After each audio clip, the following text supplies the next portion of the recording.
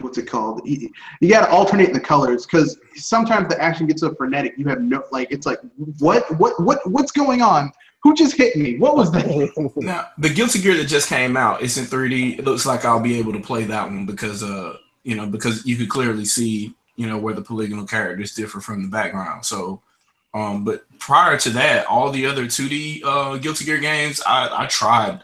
It's so hard. If I'm playing somebody, I couldn't play a competitive game against anybody because once you start getting that good and you start looking for specific frames to exploit and stuff like that, there's no Street Fighter that will save. There's no Street Fighter techniques that will save you if you can't follow the action on screen. So and cool, doesn't seem to be a lot of cooldowns with anyone because sometimes you get with Street Fighter you are pretty when the cooldowns are gonna come and then you can get in a few attacks in if you know what to do.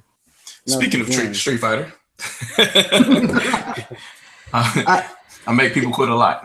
I hate to say this, but for me, what I've discovered with Guilty Gear is this, especially as they as it went further and further, as they went 3, 4, 5 games in at this point, you pick 1 or 2 characters to get really good with, and that you know their moveset, you're familiar with their things. For me, it's I'm really good with Kai Kisuke and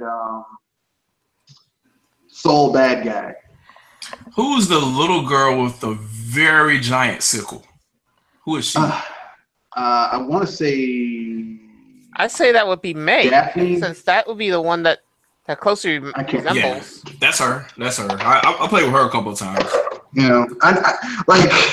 Because Chip Zanoff is basically for me, he's basically the Ryu of Guilty Gear because he's relatively well balanced. He hits hard. He hits real hard.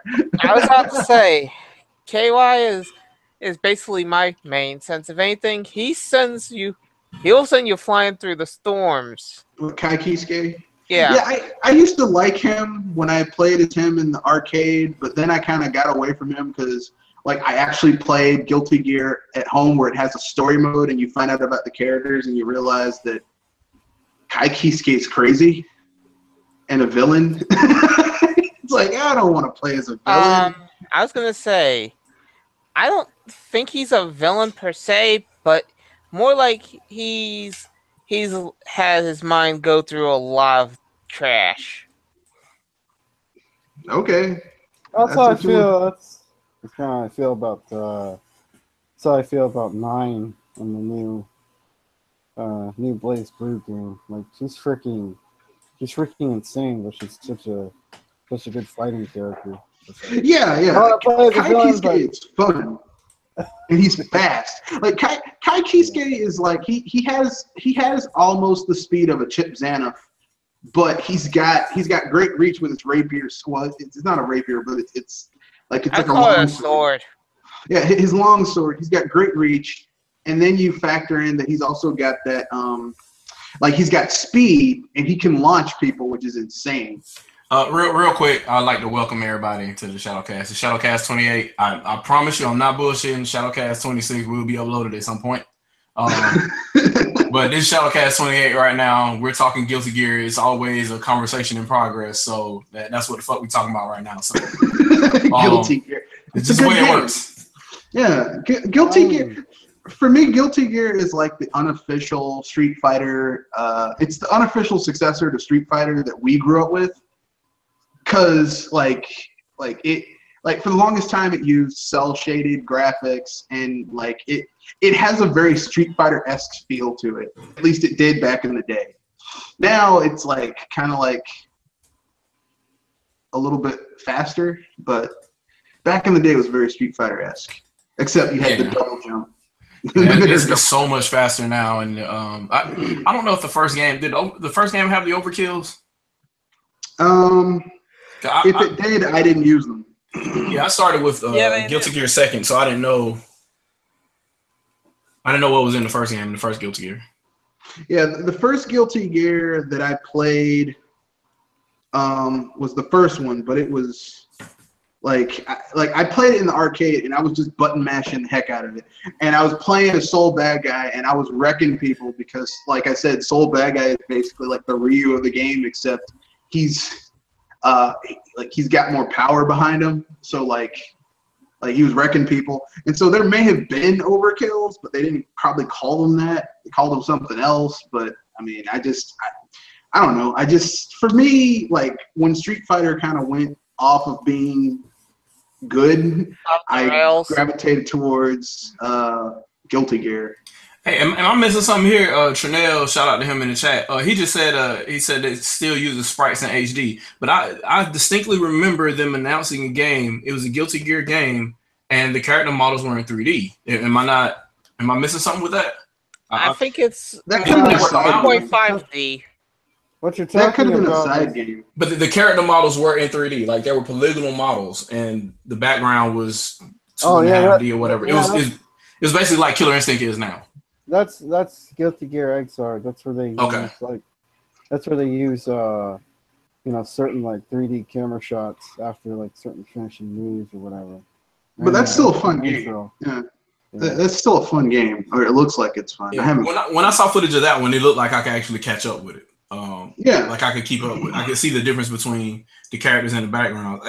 And it's only when the action is too fast. So I think it was Guilty Gear. I tried Dust Strikers on the DS. Oh my god, I couldn't see anything. It was. Well, I'm gonna keep it real on that little tiny screen, man. I remember fun. Yeah, I taught my parents into getting me Guilty Gear for the DS, or not for the Game Boy Advance, because it was on the Game Boy Advance. And oh god, that game is fun, but trying to play it on a little tiny screen is. I would not recommend that to. I would only do that to my worst enemy. Here, play this game. If you can't beat it on the hardest setting, you die. They're just gonna die. They're gonna have to die. They're not gonna make it because that screen is too damn small. Guilty Gear is a game you need to play on a big screen. You need to play that on a very big screen. If you play it on a big screen, it's much easier.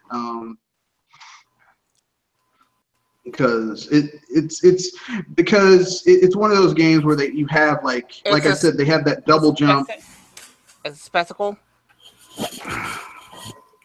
Well, I always thought Guilty Gear was a nice balance between. I mean that visuals are a spectacle. Yeah. It's I like it. Professor Smooth just asked if Blast Blue is a clone. From what I've seen, it's made by the same damn team. Yeah, well, from what I've seen, it's the exact same game, just a different franchise. Yeah, it's a different. I mean, yeah. Blaze Blue is probably easier to get into than Guilty Gear, mechanically speaking. It doesn't have as many different systems as Exard, because Exard has a lot of systems. The weird thing about Guilty Gear to me was, and it's still true to this day. Well, I haven't played Exard, but so it has a stark contrast between two different types of control methods. So some moves require very precise timing with regards to specials. Like you literally have to hit it on the mark and press a button at the exact same time. And some of them give you a little bit of play, such as say a fireball.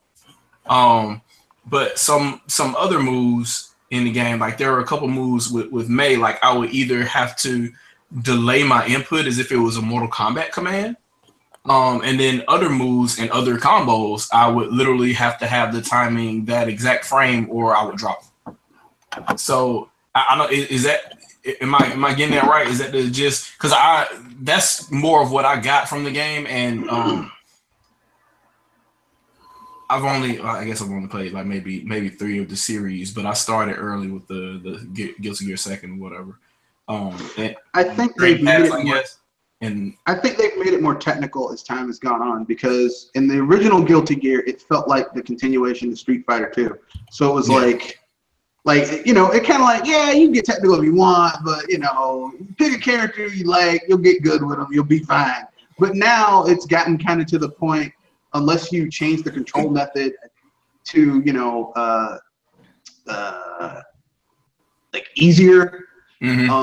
Like it does get very technical where, you know, you have to hit certain button combinations at the right time or your SOL, or it messes up your attack. You know, it's not forgiving. It's not forgiving on highly technical level. 2 reminded me of like X-Men versus Street Fighter, or you know, one of those games where you had the aerial combos, and you had to basically dial a combo. It wasn't per frame. You actually had to do it before the frame. And that was kind of weird. So I didn't know if they continued that going forward with Xrd. I don't know if I'm pronouncing that right, but I didn't know if they continue. Right. Since it's in 3D now, I didn't know if they kind of stepped back and said, you know what, let's treat this like Street Fighter 4. I wasn't really sure, because Street Fighter 4, they got real lax with some of the frames, and then some of the frames they were just like whatever. It's still intense.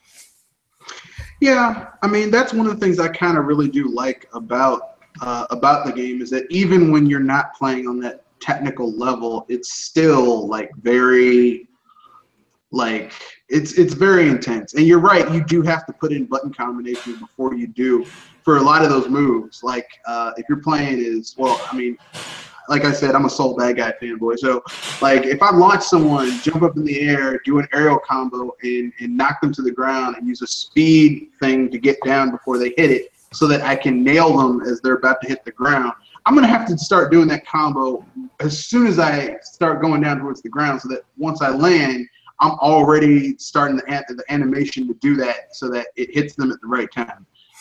Because if I wait too long, I'm going to miss my opportunity, and they might recover, you know. And is everybody in here right now currently a fighting game fan? Or can you say that, or is everybody in here pretty much a fighting game fan? Yes, no. I'm mixed with it, but you're mixed. Yeah, as in I like fighting games, though I do have my limits with some of them. So here's a question, and by show of hands, I guess, or whatever, however you want to say it. Yay or nay? Who prefers the dial combo, where it's like a frame before Mortal Kombat, Tekken, what have you, or who prefers those versus, say, you know, the other way around? Anybody I don't know what you're talking. combo? I don't know the technical stuff. So you're saying this is like frame, like measuring attacks to the frame to do certain attacks, right? So Street Fighter, within a millisecond of you pressing the button, is happening. It almost looks like it's happening as soon as you press the button. That's what I'm saying. That's nearly about 1 frame of delay before you get your next thing in, and by that time it will trigger into the next, right? Yes. Whereas for Tekken's combos and Mortal Kombat just in general, you have to lead. So if you wanted to do a jump kick, you literally would have to mash high kick or low kick about a frame earlier than you normally would, because it takes time for as you press the command, it takes about a couple of frames for it to respond. I'd say I go with the first and the later, because it sounds like you have to do two. You have to do the jump and the attack at the same time, and it takes about a second in order to hit the action. So, like, pretty much everybody knows how to do the 10 strings in Tekken, right? Like, you don't do them per frame; you literally do them ahead of time, and then it kind of walks through.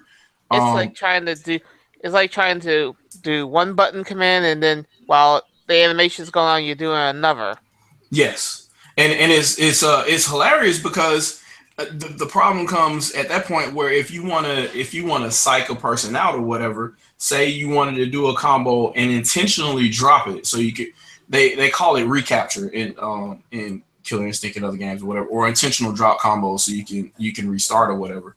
Well, in Tekken, it is kind of important because you drop a string and it's literally to catch a person off guard so you can juggle and then start another combo. So if you wanted to do that in the middle of a 10 string, like it's almost impossible to do, because you have to dial the 10 string ahead of time. And as soon as you try to delay it or whatever, it's unintuitive, if you get what I'm saying. If you wanted to intentionally drop it and throw another move at the end or something like that, you really can't. So I think it depends. For me, it depends on the game. Some games I can that doesn't really bother me. Like I remember when Killer Instinct first came out, people were like, it does the combos for you. It does the combos for you. It completes the combos. I'm like, well, I mean, that seems kind of weird. But then I went back and I replayed my Killer Instinct 1 and 2 home console, and then I went to my business and I played the originals. I'm like, Killer Instinct's always been like that.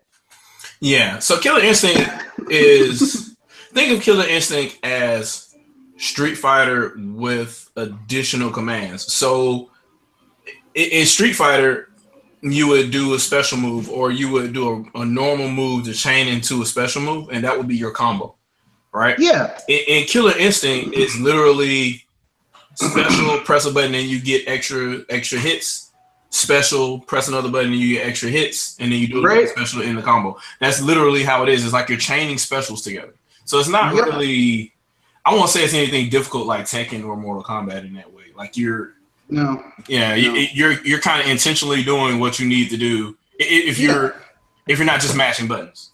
Now, to be fair though, I mean, I hate Mortal Kombat. Oh God, I hate Mortal Kombat's combat. I was like, no, the Dowla combo thing got on my nerves. We got trolls in the chat. I think I'm gonna reach another record for dislikes. What did I get last time? I think I got 26 dislikes or something like that. They need to get their soccer counts in. Get all those soccer counts in and give me some more dislikes, man. Because apparently dislikes, that's how you get out of the crumb side. Apparently, from what I understand. Me, I'll just say this: don't care about dislikes. Don't care about likes. I just say what I want, and if you guys don't like it, I got 2 middle fingers ready to say hello to you.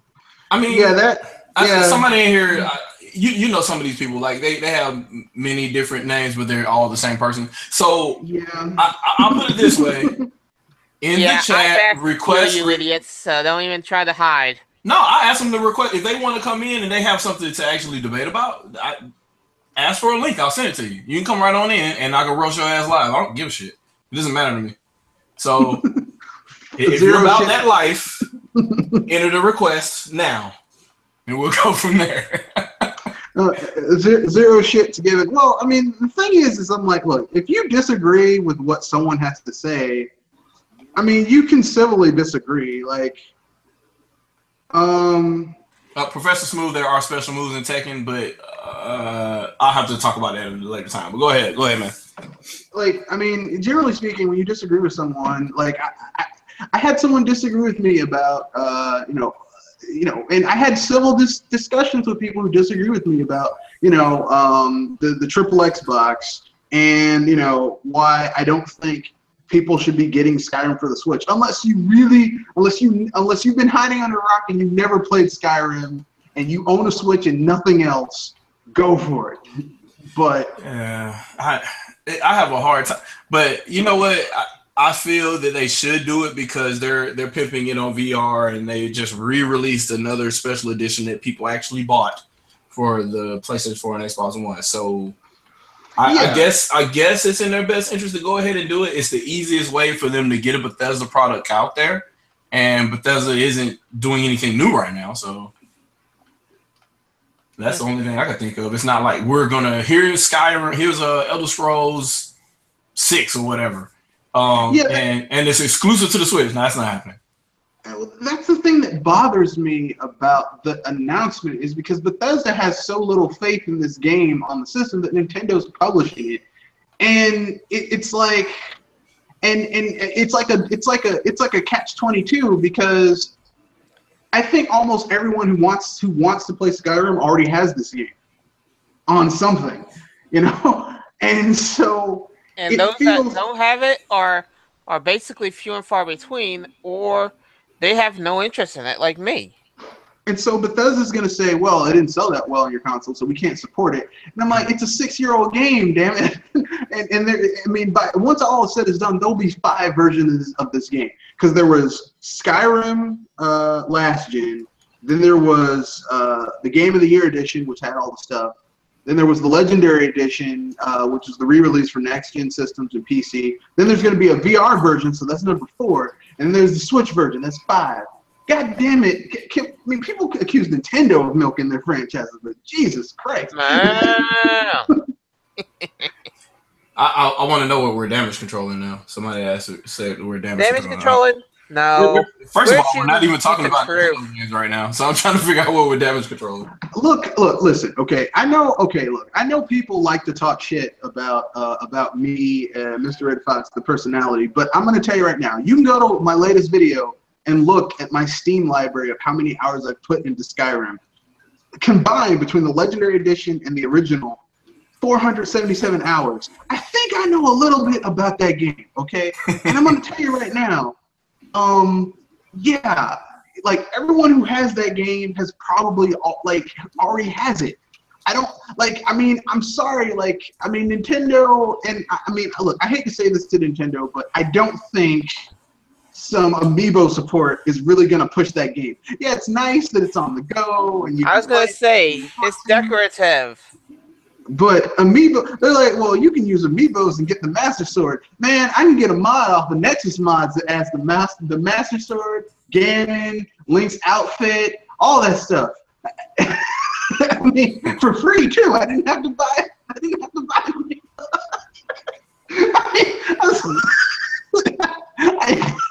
I mean, forgive me if I feel a little bit jaded by your offering, sir. Is this thing going to support mods? Because if it doesn't, this game is not going to.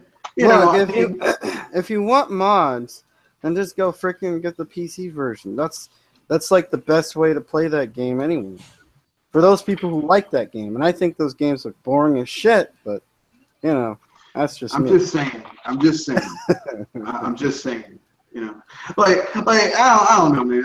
I mean, I thought it would probably been a better idea to put maybe Fallout 4 on the system because at least it's different enough. But I mean, I can play a 6-year-old game that's starting to look real crusty and old, or I can play a new game that just came out that does what Skyrim does better.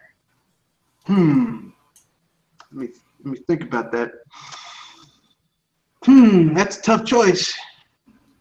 Breath of the Wild or Skyrim? I don't know. It's so hard.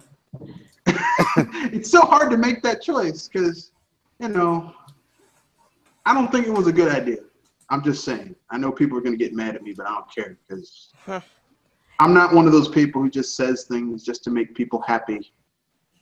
Yeah, if you want happiness, go to La La Land and stay there for as long as you like in Dreamland, while we in the real world will be talking real stuff instead of your fake numbers.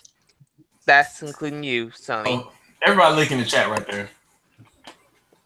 And if you look at what I just posted in the group chat here, I want you to tell me if that applies to the adopted keyword, not standard, resolution of 1920 by 1080.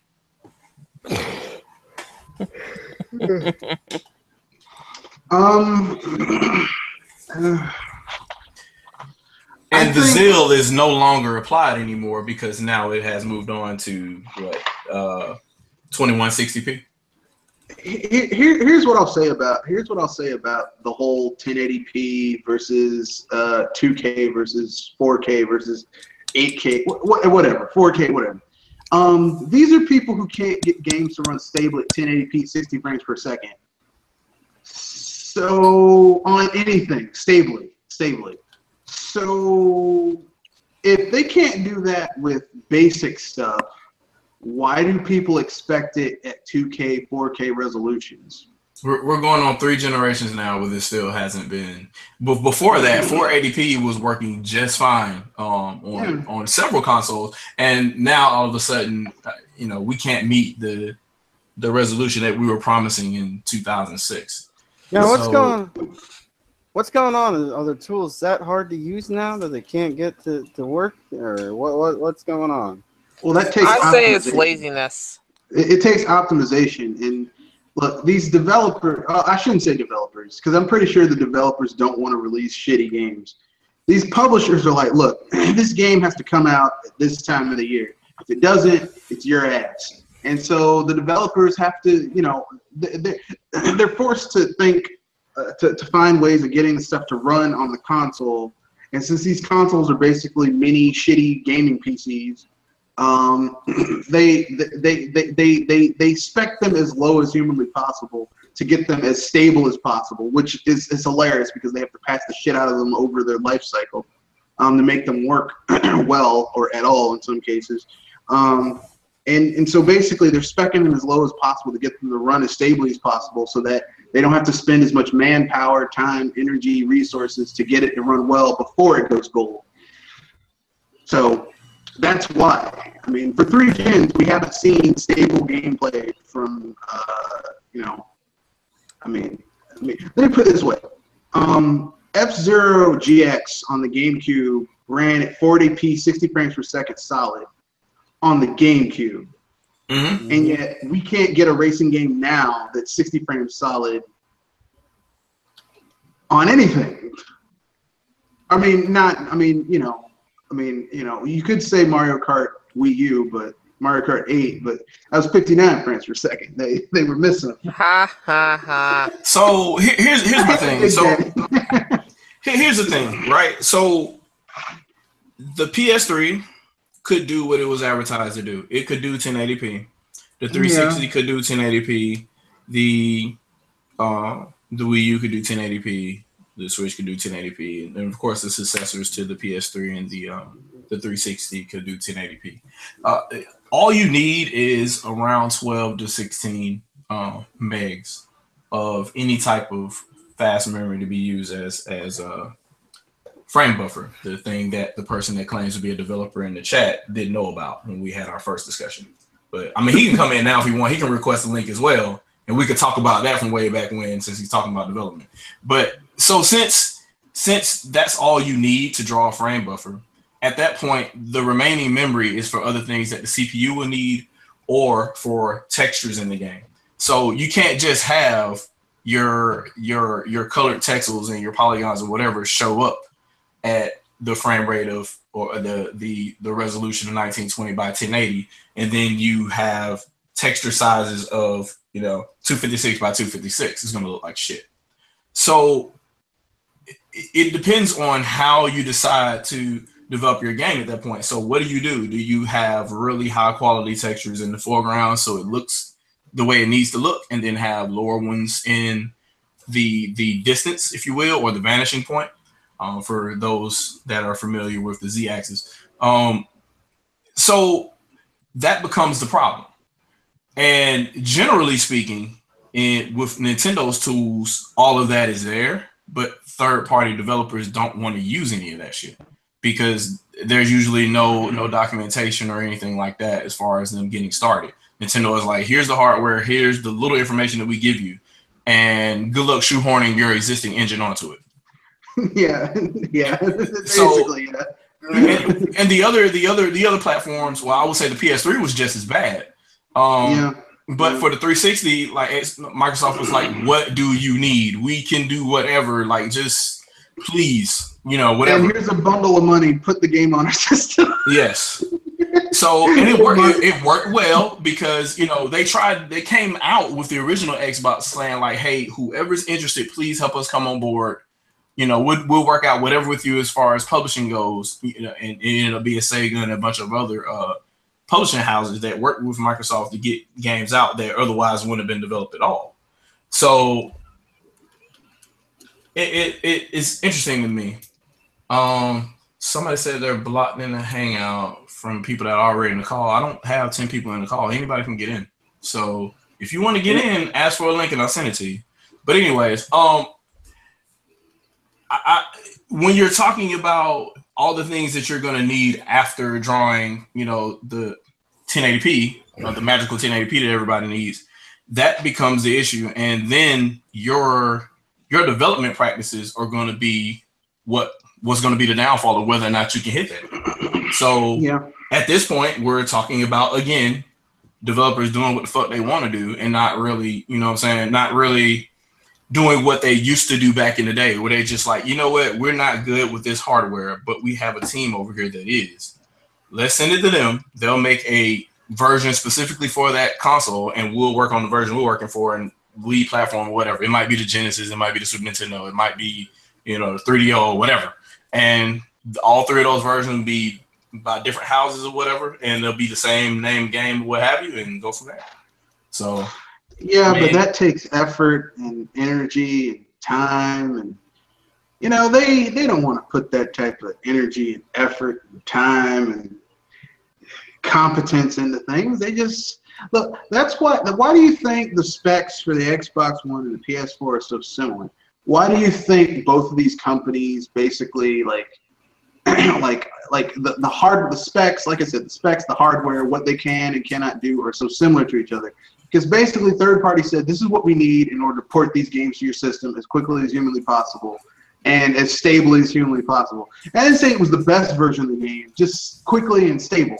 That's all they need. They don't need, you know, none of this stuff is going to be where they're trying to do things in an exceptional way. If these people were students in school, they would be people who were aiming to get a C.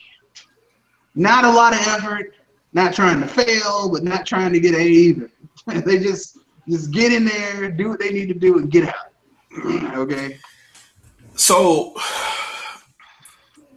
1080p in 2006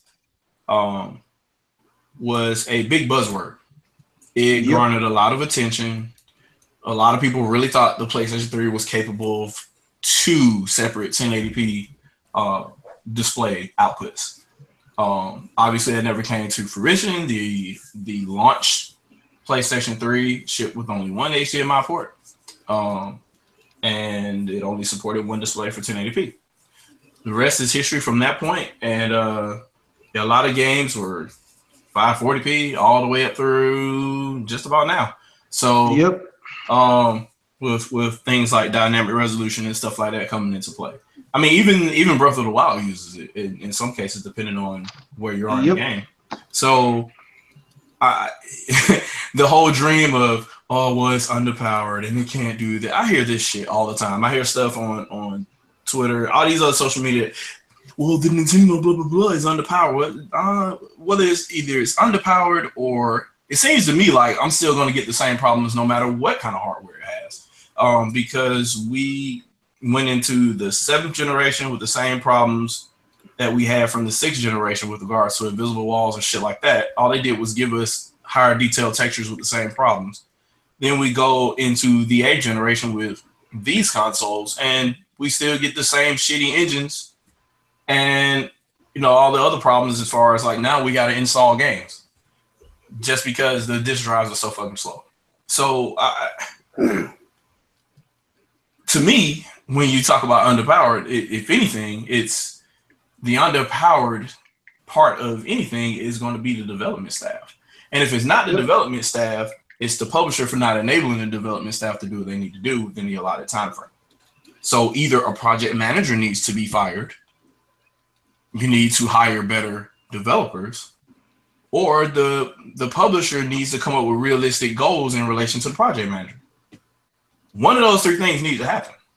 And it's not happening now because with these so-called consoles that aren't underpowered, we're still seeing the same fucking problems. Please tell me why now all of a sudden magically we can climb every surface in every game after Breath of the Wild. Now that's the thing. Now we can seamlessly go from one planet to another in game engines, which we'll talk about later.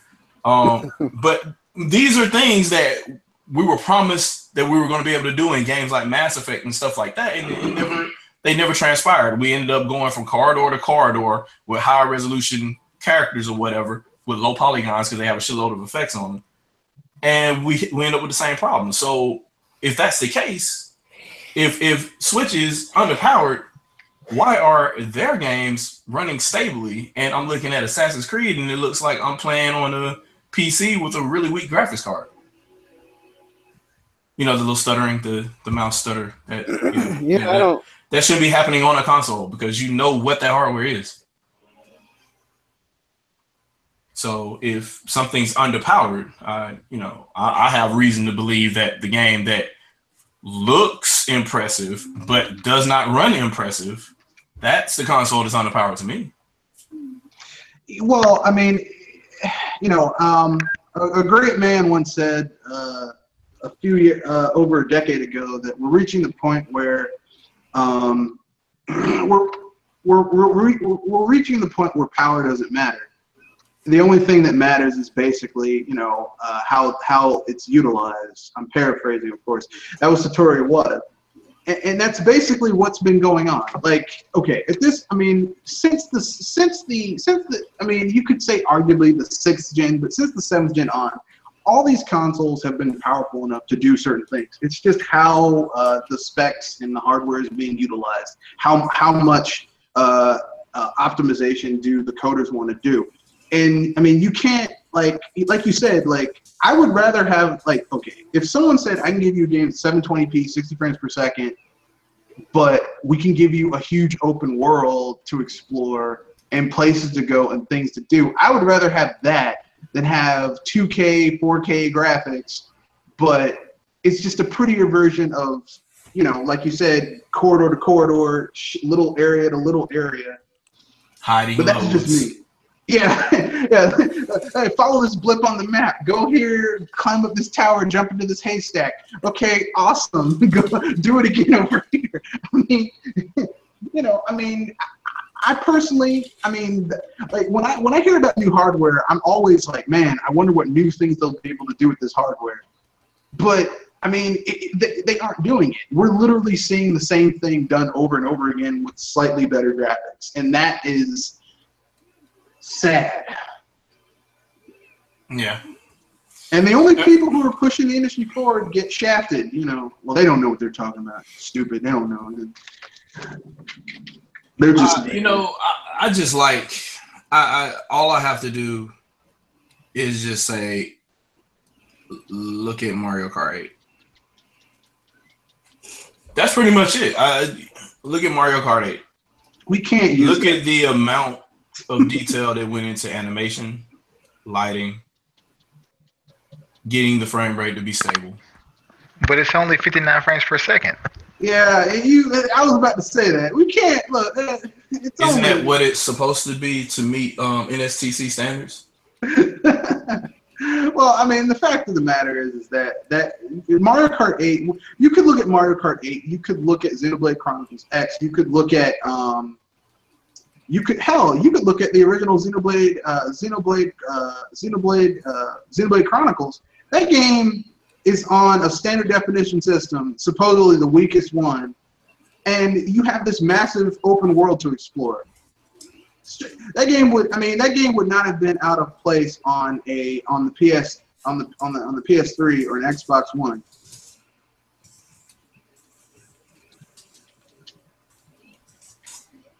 To answer a question real quick. I think that somebody's requesting. Well, I guess they want their voice to be heard because they're posting in chat over and over again. So if that's the case, they can hop in, and I send them I can send them an invite too. But anyways, so on the docket here, I have a couple of things. I guess somebody's been playing fighting games, so because we were talking about that originally, I got Dr. Phil getting here. I guess he's silent again, maybe on the road driving or whatever. No, I'm here.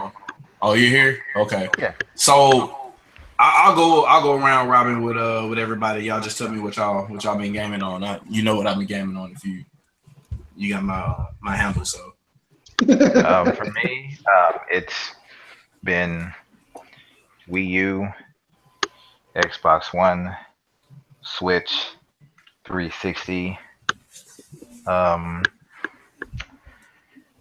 If it's not Mario Kart 8 or ARMS or still Breath of the Wild, almost at 300 hours for myself, it's gonna be recording gameplay from other systems. I mean, that's just the shit that I do. I don't complain about them. I just play them. Outstanding. I don't care if, NBA Playgrounds on Switch is lacking 2 spectators compared to the PS4 version. I don't care that it runs at a lower resolution. I don't care that ARMS does not look realistic or it's unconventional. I don't care that Mario Kart 8 Deluxe is a port. I just don't. I don't care that 1-2 Switch is you may not consider a real game. I still play it. I play with my wife and family. In fact, I made a video about the issues that 1-2 Switch caused that's forced me to buy some Joy-Con armor grips. Quit breaking your hardware, man. Hey, it didn't break, but let's just say that when you see your dad juggle your Joy-Con over a hardwood floor, you kind of start wondering, like, maybe I should invest in some protection just in case. Okay. What you been playing, Mr. Red Fox? Well, right now I am literally playing Dragon Quest Heroes 2 on Steam. But I've been playing a lot of Breath of the Wild. I've been playing a lot of Drifting Lands, which is a shoot 'em up, kind of like R-Type, but even harder. Like it's a shoot 'em up mixed with an RPG. I'm loving it. I like stuff like that. Okay. So yeah, that's what I've been playing. Anybody else want to speak on what they've been gaming on? Or I've been playing Blaze Blue and Street Fighter. That's what I've been playing. I've been mostly chilling with my 3DS and at times my Wii U, trying to improve my Smash skills. Smash? Well, Smash for Wii U or 3DS? 3DS and Wii U. I got both. Oh, okay. I haven't played Smash in probably about a month. I'm really, the only thing I've been doing right now is just making people mad in this right here. So, I've just been playing with Ultra Street Fighter 2. I put down Zelda. I've still yet to beat the game. I've got about 200 Korok seeds. Everything else in the game, pretty much. For whatever reason, I like going to get the Lord of the Mountain and using him to ram directly into the Lionels or whatever, and basically have a mounted horseback battle against them. And those are pretty epic. I'll record some of those, upload them at some point. But other than that, like I put that game down and started playing Street Fighter, and I've been kind of hooked on that. I played the Arms Global Test Punch. Haven't bought Arms yet. I'm going to probably eventually, and get into that and start playing that a little bit more because I did like playing with Twintail. I think it'll be interesting. Now that I've seen how some people play with her and learn some little strategies here and there, I think I'll have some fun playing that game. So somebody's asked for an invite. I'll send it out. But other than that, yeah, that's it. I've been playing Street Fighter. I'm trying to get Dr. Trader to hop back on. When he played me the first time, I was playing in a hotel, and all I had was the Switch itself. So I learned how to play Street Fighter with just the Joy-Con. So I played in either the handheld mode or with the Joy-Con separated, and yeah. I said that in the other podcast. Do not play with the left Joy-Con because it has the left Joy-Con. No, do not play with the right Joy-Con because it has the home button on it. You don't want to hit the home button in the middle of your game session. So, yeah, that's about it for me. I haven't touched the Old Republic in a while. I've been on that for a while. I'm still subscribed to it, so I need to play it because I'm paying money. But one of those things. So, just trying to, after I got everything set up in here, cameras and all that other kind of stuff. Finally, I'm ready to go. I don't know if you see that nice little tool in the back over here.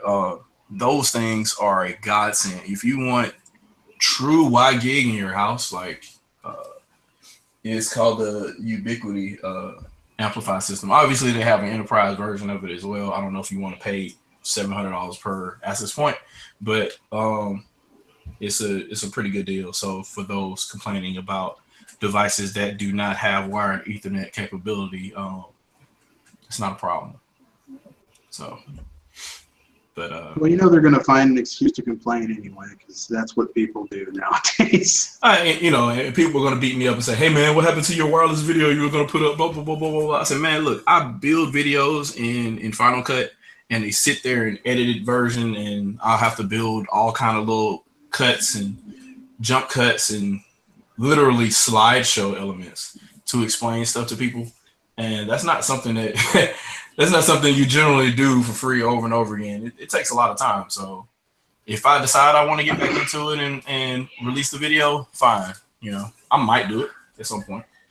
It obviously can be done. It's there. The majority of the footage is there. So I just have to get around to closing it and uploading. I'm not gonna upload incomplete shit. So you can go ahead and you can write that one off. So, but anyways, yeah, that's pretty much what I've been gaming on for the most part. So, this E3 shit. I don't even really want to talk about the fallout of it. Everybody already knows generally what happened there. A lot of people went wild. Happy about just the number 4 being announced for Metroid Prime, and a bunch of people were upset. I kind of like what Ubisoft showed, but a lot of people are upset with the other publishers and kind of upset with E3 in general, as far as it being exactly what Nintendo thought it was going to be, which is why they jumped out of it as far as presentations go. So I don't know if anybody has anything they want to say in particular with regards to. I want to say Devolver nailed what E3 has become with their satirical E3 press conference. I didn't get it at first, but when I kept watching, it's like, oh, I see what these guys. Oh yeah, I get it. I get it now. Yeah, I was like, man, these people are trying. Oh, I was like, they're trying too hard. And I was like, oh wait, that when I saw it, I was like, when I saw the beginning of it, and it was like Devolver Digital's thing is coming up, and this guy's like, Devolver Digital, those guys suck. And then it went to it, and like they had that thing where they showed what's his name? They showed Suda51, and he's like, oh, I'm Suda51. It's like, who the hell are you guys? How the hell did you get in my office? Get out! I was like, I'm like they threw shots at everybody. That was a shot against Sony when they pulled the Shenmue guy. This Shenmue guy.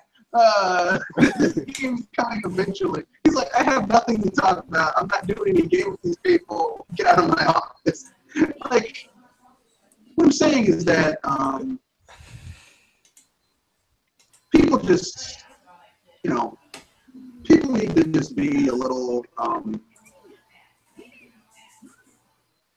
People just need to realize be a little bit more circumspect about these things. They need to get rid of some sodium. No, it's just, I mean, E3 for me this year was just a whole bunch of boringness that people were just so desperately, like everyone's so desperately trying to capture the mind share. And I'm like, all you got to do is show some exclusive games that give people a reason to own your console. And no one really did, except for Nintendo. Like, you know what's coming out? If you own a PS4, you know what's coming out from Sony that's exclusive this year? Anything? 2 games. Well, one is technically an expansion, and the other one is DLC. There you go, folks. You spent all that money on a new console, and all you have to show for it is, DLC and an expansion. And Microsoft, they're like, yeah, this is our new hardware. And you know what we got to show for it? A whole bunch of no exclusives. Nothing. And I know Microsoft said, yeah, this is console exclusive. This is kind exclusive. Calling that stuff an exclusive. I mean, literally, everything they showed is also hitting PC. So if you have a PC, a decent PC, I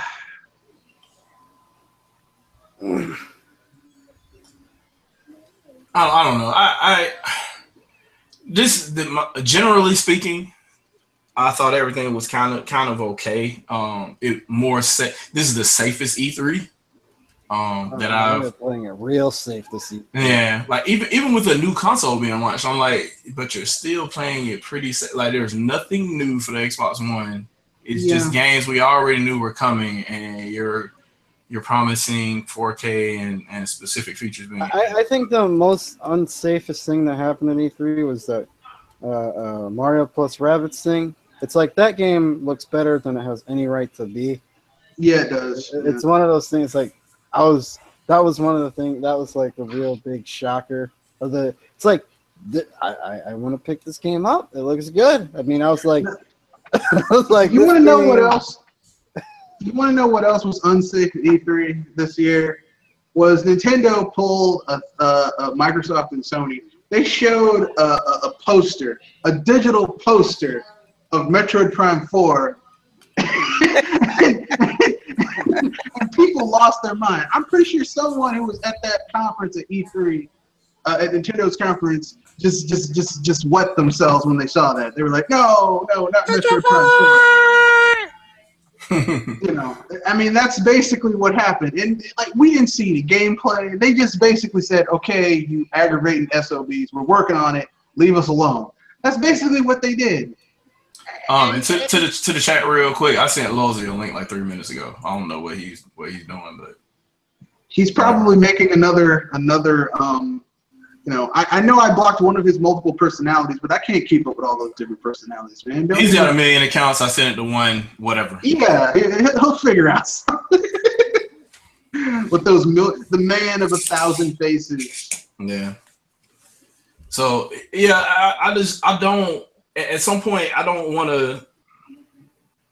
to say that everybody played it super safe, but at the same point in time, like there was nothing outlandish. There was still the car that showed up at Microsoft's conference. Oh man, that was retarded. Why did they spend so much money on that crap? The only thing that was missing was Aisha Tyler, but that was because of personal issues. She would have been there otherwise. So yeah, I think this E3 was literally like paint by numbers for the most part. Nintendo threw a couple punches here and there, but even then they were kind of like, here's a PowerPoint slide that moves a little bit with a 4 on it. Basically, yeah. Like, yeah, we're working on it. Leave us alone. That's basically what that was. Yeah. Stop aggravating us. Yeah, that's what. That was enough for most people, but you know, I'm just kind of. It's nothing like how it used to be, where somebody just says, "You want a revolution? We got one," or you know, Reggie come out there and says, you know, they got all these numbers in their head, blah blah blah blah. That's their problem, not my problem. That kind of stuff isn't happening. Like the whole, you know, this is how you share a game on PlayStation 4. That kind of stuff isn't, you know, that kind of showmanship didn't really happen. It's more, it's fixed reading from cue cards as if they were president-elect. So I don't know. I don't know if it should be. I mean, it's not. I'm just saying, like, whoever would have been, you know, political. I try not to put political shit in my ShadowCast. I'm more chill and away from that type of shit. I don't really have time to be dealing or stressing about any of that. But if you were a political figurehead running for any type of office, that appears to be the exact same type of approach that everybody took for this E3. So I mean, to include Nintendo, they were reading placards too. So yeah, I mean, there were no surprises. There were no surprises. I mean, okay, actually, take that back. There were surprises, but they were like not. They were expected surprises. But like even Metroid 2, like if somebody followed the breadcrumbs, they definitely wouldn't have been surprised by that. Like as soon as AM2R got shelved, there was obviously a reason why, and now we see. So I don't know. All I know at this point, if there's a DMCA on any type of game out there by Nintendo, we know they're making whatever that game was they were trying to put out there as a fan project. So. But I will say this much though: here's the thing, okay? Retro's been working on something, and if they aren't working on the new Metroid game, what are they working on? They haven't talked about it. We haven't seen it. What is Retro working on that's so secretive? You know what I mean? That's a really good question. I have no idea what they're working on. Personally, I want to know what Camelot's working on. I hope it's not another Mario Golf. Yeah, because they finished what's the name of that game? I can't think of the name of the RPG. They finished that one on the DS a while ago. That was a long time ago. Yeah, Golden Sun. That was a long time ago. Yeah. Personally, as far as retro, just for the trollability of it, because I want to see people troll. Because I like seeing people get irrationally angry about stupid things that don't really matter. I would love to see, just for my own personal edification, I would like to see Retro making a Donkey Kong Country open world platformer starring Cranky Kong, just so that people can get mad. And I could laugh at them getting angry. Yeah, E3 was a letdown this year for the most part. Aside from some of the Nintendo stuff, but even they were playing it pretty safe this year. Everybody seemed to be playing it pretty safe this year.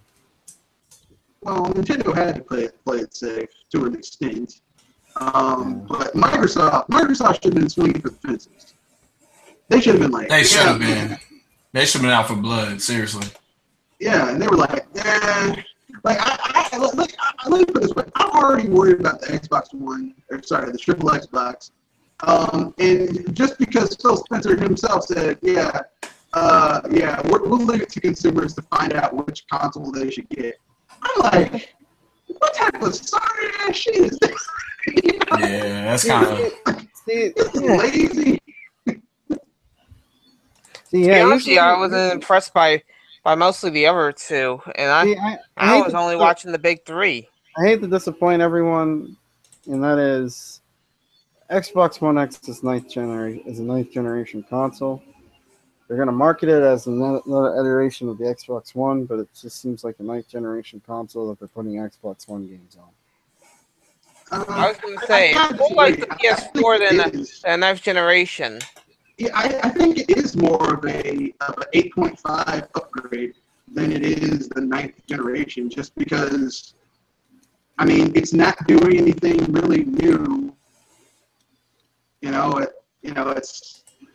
I know they're like, well, it's gonna do 8K, 4K, but they say 6K. Well, now they're saying it's gonna render 6K. Look, listen. It doesn't matter what the resolution is, because here's the dirty little secret, okay? In order for you to enjoy 4K, you need a 4K TV. If you own a 4K TV, most 4K TVs nowadays, they already kind of sort of up-res things. So if you have a 1080p Blu-ray and you hook it up to your 4K TV, it's going to up-res that image to 4K any damn way. So, I don't see what the point is. You know what I'm saying?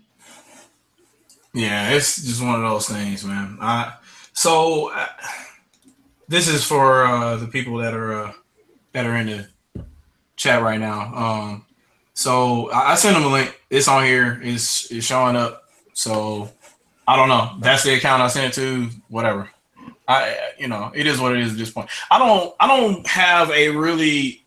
I think that it wasn't at the time. I was excited as far as E3 goes, but it was just when you sit back and you think about it, you're like, well, everything was kind of calculated, and they were more like, well, they need to know whether we're doing this or not. And then Pokemon Company trolled everybody, and they're like, well, you know what? We're going to show them this daggone Tekken fighting game Pokemon characters in it for this special direct, just to throw them off. And then as soon as that happens, we'll announce the real thing during to be honest with you, I felt sorry for the guy that was on the E3 announcement for Pokemon, because it seems like he was really heartbroken. Like he didn't want it. He didn't want to let it go. E3 guy. Yeah, that's the guy who helped create Pokemon. He's like, look, we're working on another Pokemon game for Switch. Leave me alone. Like that's what Nintendo's entire E3 Direct was like. We're working on shit you guys want. Leave us alone. Leave us alone. Let like. us work on it. God. Yeah, I mean, we're trying our best. Leave us alone, damn it. I mean, people keep on crying and crying. Like, this isn't the game that we want. We want this game. We want this game. Where's our number 3? Well, how about you go? You know, this is what you can do. You can do what the people of Axiom Verge did and make your own damn game. You know, it's just that simple. And maybe as you're working on it, you know, like trying to get a simple ball to bounce, maybe you'll be more empathetic towards those people.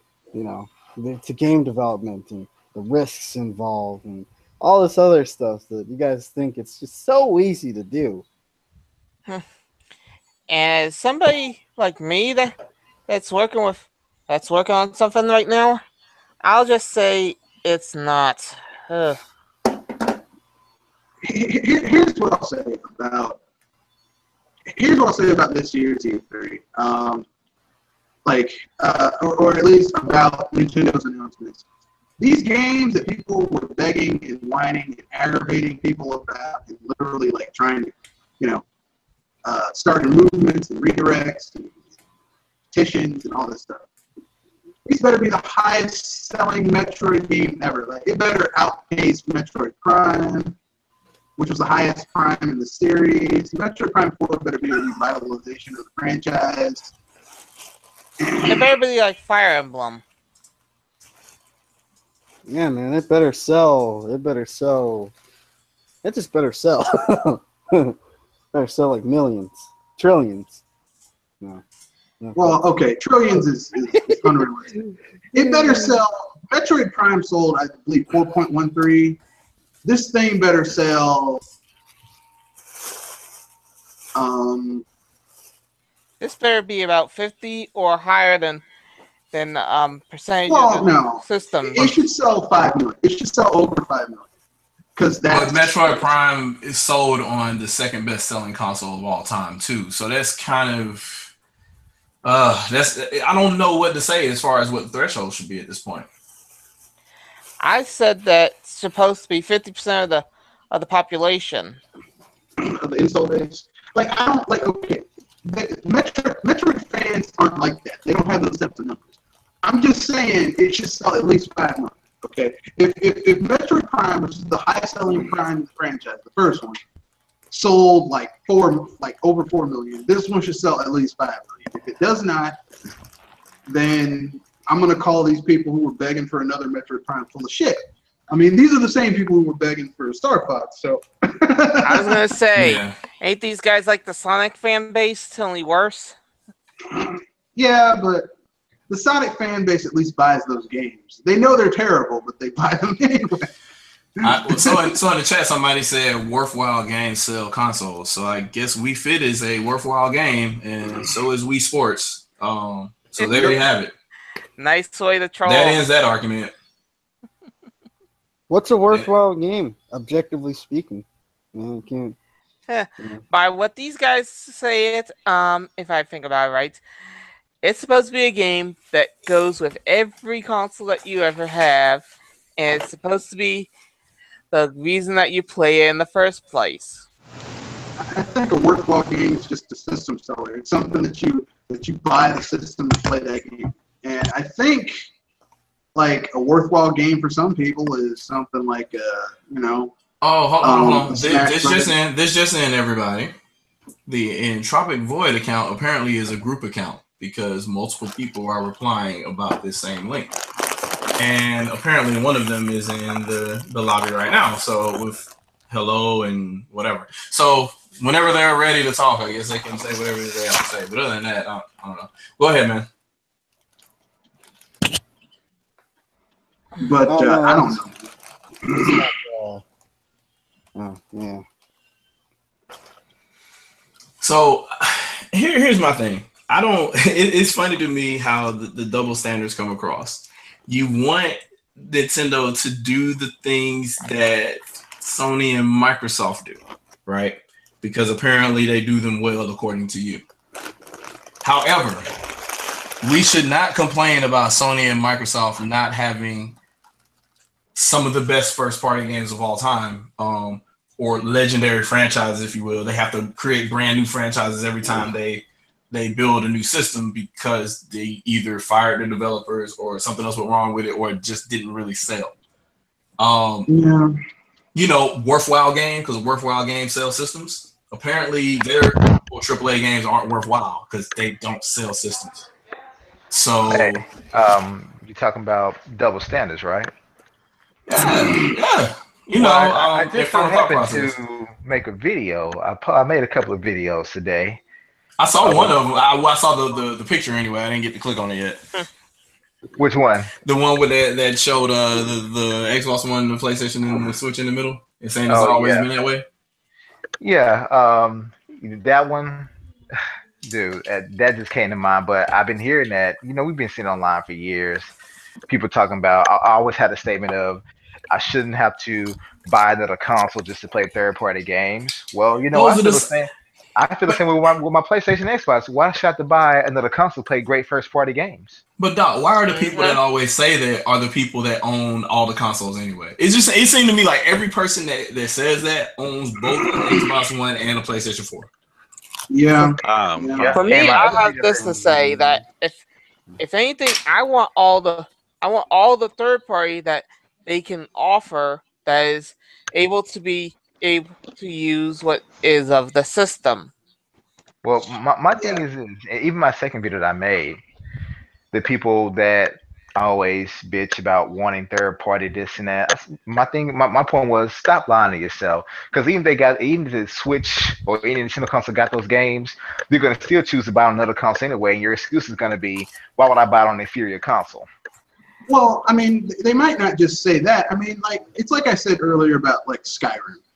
Everyone who wants it, I would say like 90% of the people who want to play Skyrim probably already bought that game. So even if you put it on a Nintendo console, what's the point? You know what I mean? The point is getting it to people that haven't played it yet, mainly Nintendo gamers. Oh, really? Yeah, because you know, there are people who only own a Nintendo console. Look. Well, yeah, there are. Obviously, there are a lot of people who own multiple consoles or have multiple platforms they game on. Okay, let's ignore the people that only have a Nintendo platform. Like I said, if you look at the sales, since Skyrim has sold so very much, more often than not, most of the people who want to play Skyrim have probably already played that game.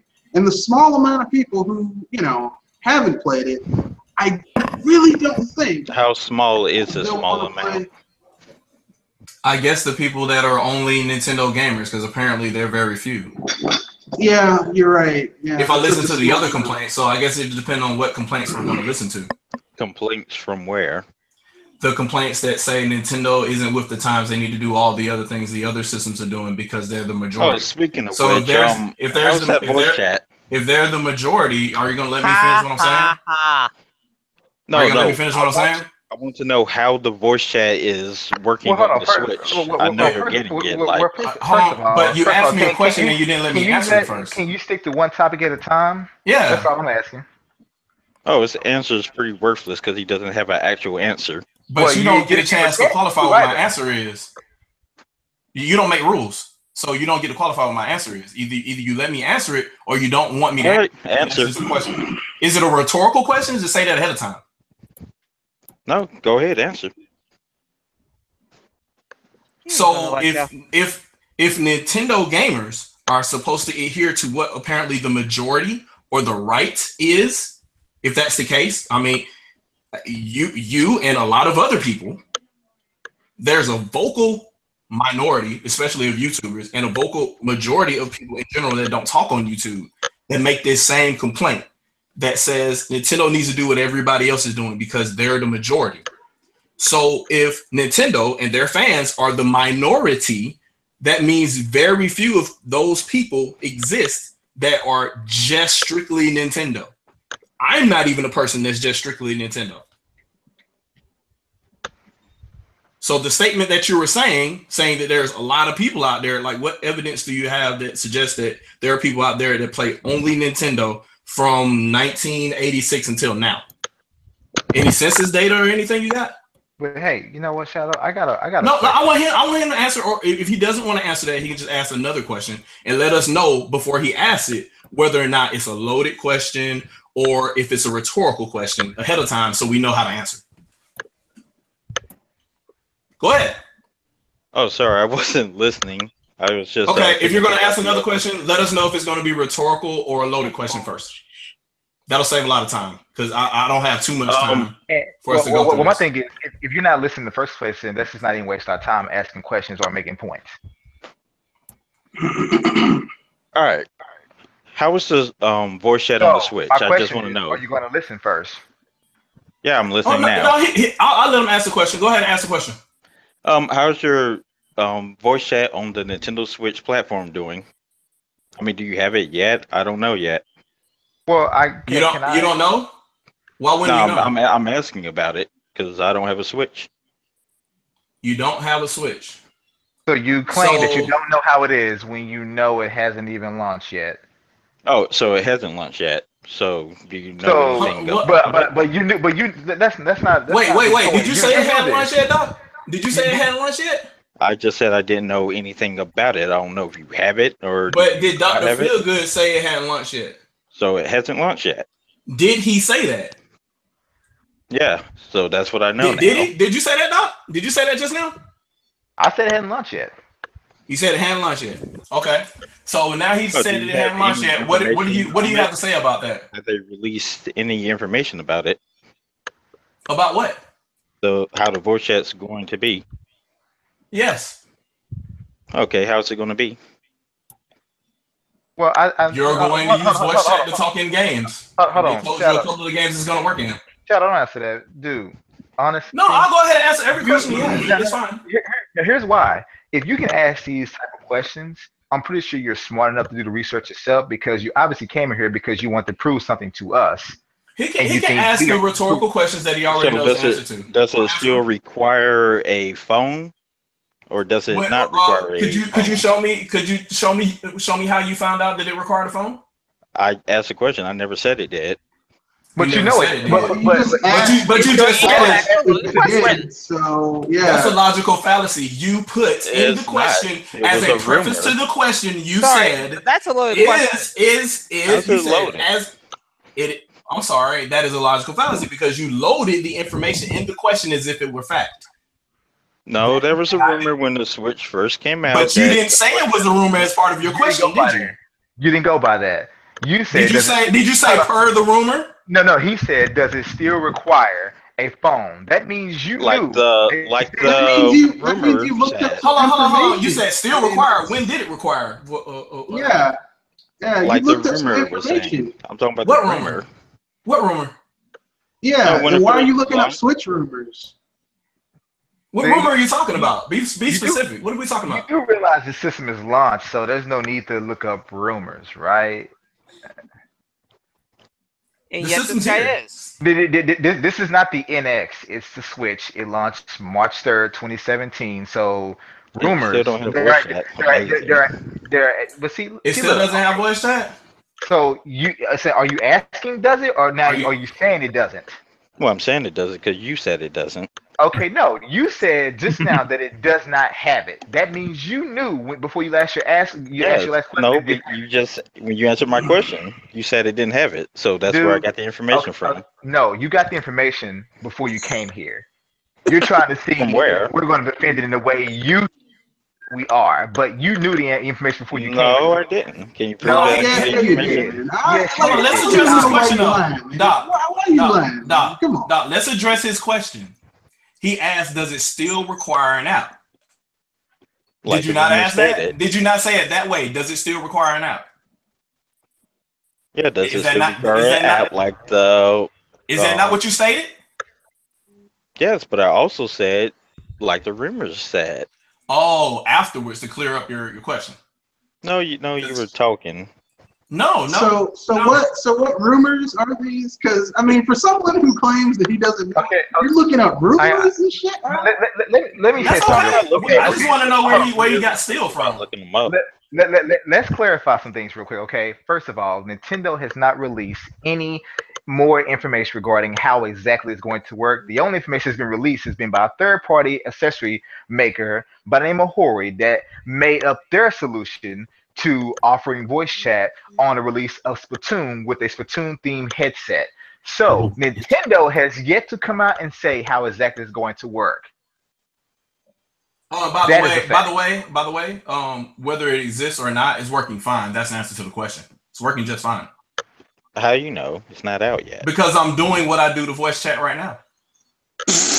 Just like anybody else that owns a phone, a computer. Oh wow! Or I didn't know else. Google Hangout was on the Nintendo Switch.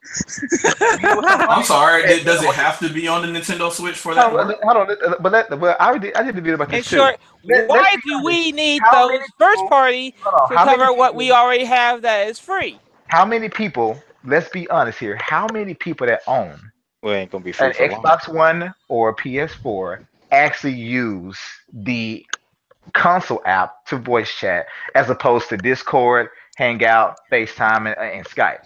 How many?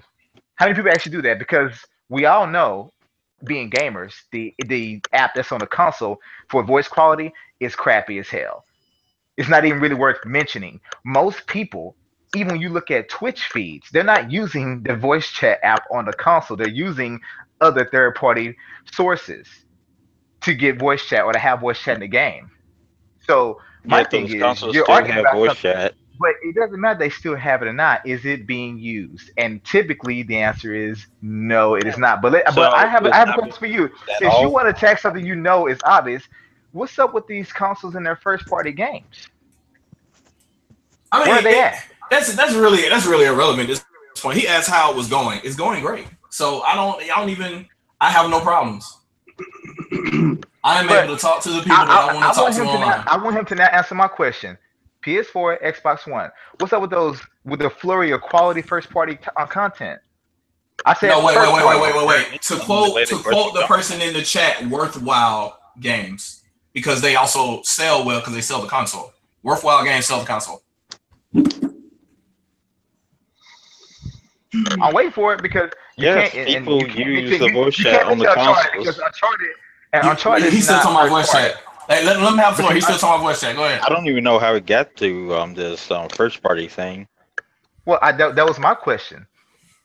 You asked a question about something you already knew, so I thought I would ask you the question in the same manner. Because I game on PC. Oh, really? Oh, so this whole conversation. So what are we talking about this for again? So we're all using the same platform currently right now. And how's the voice chat on PC? What you use for PC? Anything I want because it's PC. Like what? Like what? Really? I use Skype. I can use Discord. I can use pretty much. Wow. That's funny. We're doing that too. We're doing the same thing. Mm-hmm. So why is this relevant when it comes to a console? And the sound quality's better. It's great. And man, what happens when you get in with randoms? You do know you're making a loaded question. Making it roundabout.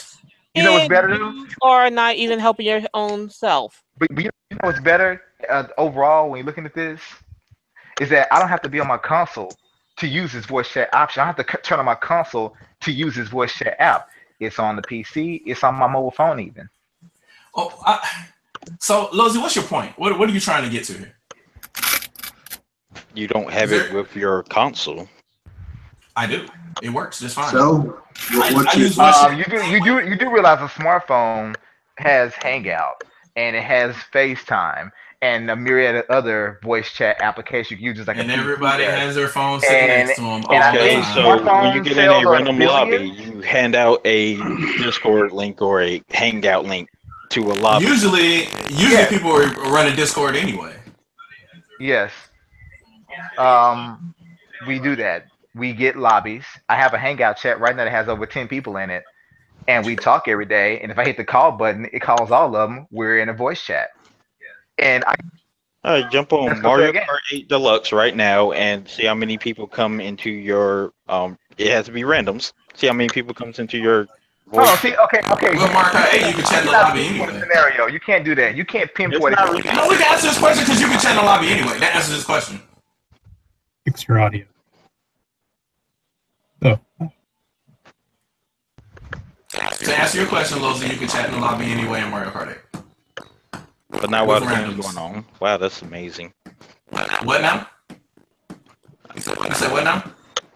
Wait, you just said you can voice chat in the lobby, but the Switch doesn't have a voice chat function yet. I said the Wii U. I said Mario Kart 8. I said Mario Kart Deluxe. I said Deluxe. I said Mario Kart 8. Did I not? Okay, I'm talking about the Switch. That's the Wii U. That's a completely different platform. But listen to what I said. That he's picking things that caters to his argument. He's not picking things in general. So let's not even waste your time. It's not. He's going to pick something that caters to his argument. Straw man because I pull up. I'm sorry, but you are a straw man. Straw manning about what? You're straw manning about voice chat. You're straw manning about. You're complaining about a console when you just said to yourself, "I game on PC." I'm specifically talking about the Switch. That's the argument. Yeah. That's a straw man. That is literally the definition of a straw man. Right now, you have no answer to your own freaking question. Why don't you scram? Leave. No, that's fine. Look, if you have an issue, Shut up, voice chat or the Switch. I cannot understand you. Your mic's messing up. Your mic's messing up, Shadow. Okay, that's fine. Wow.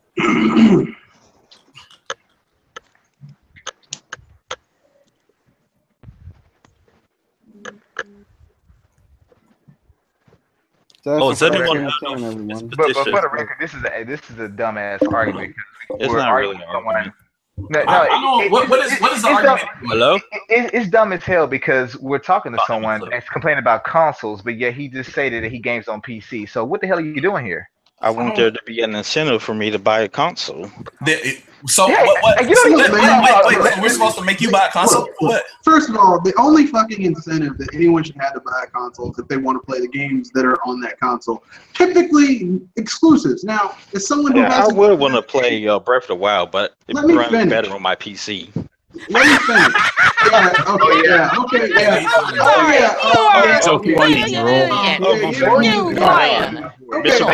Remember when you were arguing about the emulator? I'm sorry. 2 days later, a patch came out and improved it. Over. You just the one thing that you have bull on. We need a laugh, man. I'm sorry. That's funny. No. That was so funny. It is funny that it's running 4K 60 FPS with all the You know, what's so funny about it? Yeah, keep laughing, Joel. Just keep laughing. Emulation. Yeah, real fun. Let me get this straight. Someone would rather play a game that on a platform that was never meant to be played on, where they had to basically patch it to the point where you could halfway sort of play it. No, but hey, but Red Fox. You're not dropping through the floor anymore, really? Yes, you don't clip to the floor anymore. Oh, really? So let me get this straight. You had to wait for them to fix something that had you bought the game legit would have never been an issue in the first place.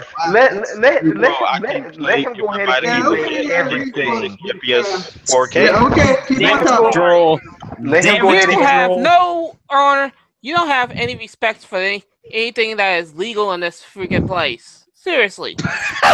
You have no How is it illegal? Right. No. How is it illegal? You have no effing right to even say it. No, how is it illegal? Nothing. Please explain to me how it's illegal. I never said I downloaded it. You emulation little piece of crack. Let me go ahead and explain it to you. You want to know how it's illegal? It's not illegal. Yes, it is because wait, bypassing. No, it's not illegal. It's not illegal. It's only illegal if you download it. It is illegal, you mother effers. Why is it not illegal? Oh wow! How because nice! My friend has a Wii U, and I could take the physical disc and play it on my PC. You can take the physical disc and play it on your PC. How would you be able to play it on your PC? The emulator can run the games off of the physical Okay, disc. how does the emulator run the game? It emulates it. Okay, how does it emulate it though? What is it doing to create the emulation environment for you to be able to run the game and see the disc? Not sure, but they have a custom code that's not copywritten by Nintendo. And you know what? You know how they got that custom code? Illegal. They made it. Okay. They broke the hash to get it. Can you show me where they broke the hash? Okay. Can I show you where they broke the hash? That's the only way to get the hash. Okay, I have a quick question. This is the simplest part of emulation, basically. Lulzy, do you own a copy of Breath of the Wild for the Wii U or the Switch? No, I don't need to. If I borrow it, well, you do. Question. Yes, you do. The license is bound to the physical disc. As long as I have a physical disc in my possession. Let me finish. No, Wait. You own a physical copy. No, you own a physical copy. Idiot. First of all, as someone who actually has a lot So of retro borrowing games is illegal.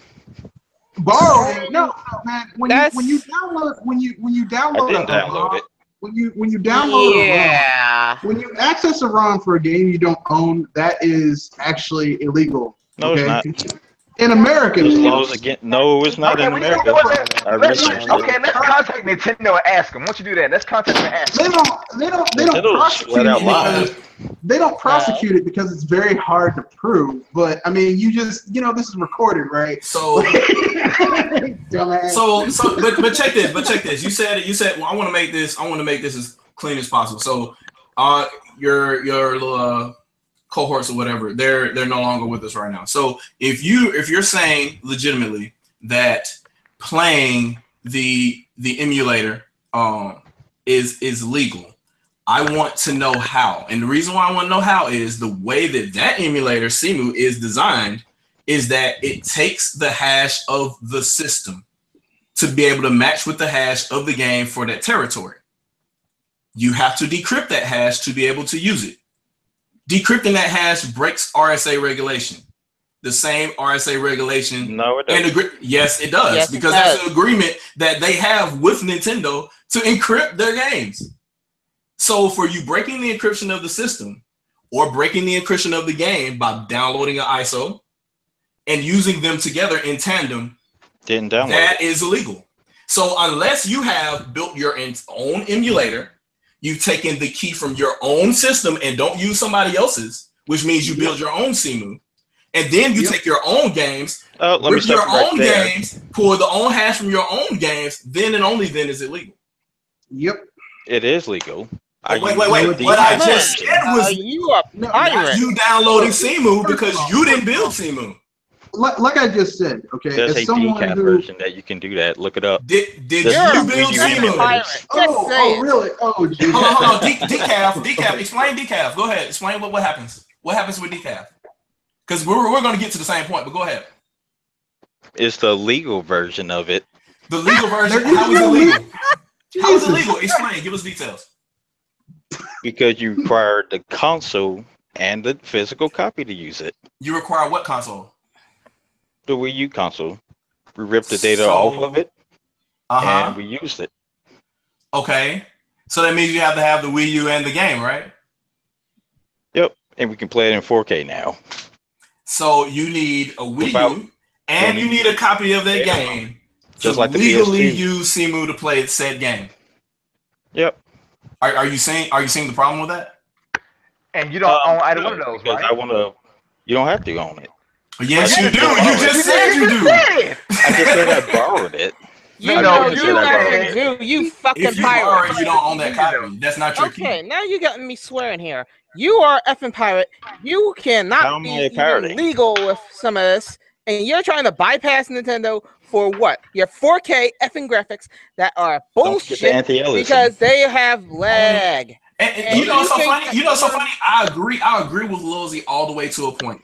NES all the way up until probably PS2, you could legally have an emulator for the majority of those games. Unless there was a certain type of copy protection on a certain disc, you're not violating anything by playing those games on an emulator, specifically if you own a copy of said game. When you start getting to consoles like the DS and whatnot, where there's a specific agreement between RSA and Nintendo saying that any type of modification or reverse engineering to do anything other than stick this cartridge in here and play on this platform is a violation of encryption methods. And that's against the law. That's a Federal Trade Commission law. No, it's not. Yes, it is. Yes, it is, dude. You can never mind. You don't understand effing law. Well, hey, you know what? Like the guy said, he said it live. So he can burn himself. Yeah. You I mean, are like going to here's effing jail, you little effing yeah. pig. Yeah, Do you agree that it's completely legal to emulate an NES game because there's nothing that you're doing if you're emulating the hardware, there's nothing on that hardware that is, as far as encryption methods goes, would break a law, correct? On NES. You could have it emulated from the NES, correct? Yeah. For the Super NES, same thing, right? Yeah. For the N64, same thing, right? Yep. For the PlayStation, it gets kind of iffy because some discs have a certain type of copy protection that has international trade laws on it. I don't know if you know about that or not, but there are a couple of discs that, whether you had a copy or not, you're breaking encryption, and national treaties are being broken by you breaking that encryption. Are you aware of any of that at all? No, they're not. So you're unaware that breaking any type of encryption breaks a law, especially if there is a signed written agreement by a national entity that performs said security. If a national security firm signs an agreement, no encryption, I just flat out played it. Okay, we're done here. You're a pirate. Yeah. Oh my you God. are an effing pirate. So you're saying Wii U games are streamed in the clear every time. So if you're able I didn't say Wii U games. Yes, you did. You just said Breath of the Wild, dude. That's a Wii U. Some PlayStation games can be played in the clear. Some PlayStation games are encrypted. So again, I really want to know. Even this legal version that I mean, at that point you've already played the game because you own the Wii U and you own a legal copy of that system. So there's really no reason for you to. No, he said he didn't own it. He doesn't play on consoles. He plays on PC. How else would you get that very specific key and that very for the hardware and that very specific key for the game to match them together without breaking RSA?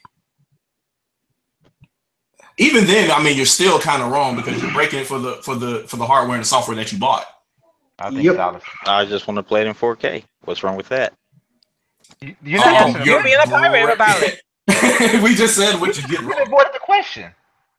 You evaded the question. You evaded the answers that people are trying to tell you that you are doing illegal bullshit. How's it and illegal? You think that you are getting away with every single thing, and this is all legal under your imaginary law. Breaking breaking international trade laws isn't illegal. I mean, they're international trade laws. They're illegal. There's a separate key for each reason for each region for a reason. Like it's not something that's unknown. Like it's widely known. Okay. Let's really think about this. Anyone here remember that awesome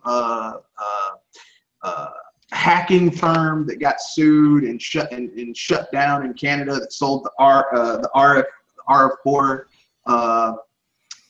for the DS. Yeah. DS and 3DS cards, right? Remember that? That was RSA encryption. Yeah, they were hacking the system and enabling people to hack the games. And you know what? Nintendo sued them because it's illegal. Okay, they can't sell those anymore. They also went after someone in America a few years earlier for doing the same thing to the Game Boy Advance. I mean, like you can't do that. It's pretty illegal. sure GBA games are in the clear. I think that was something else they reverse engineered. But yeah, I get your point. It was. I mean, I mean, it wasn't. They were hacking the actual GBA. They were hacking was trademark stuff to play certain games. Okay, but the fact of the matter is that it's illegal.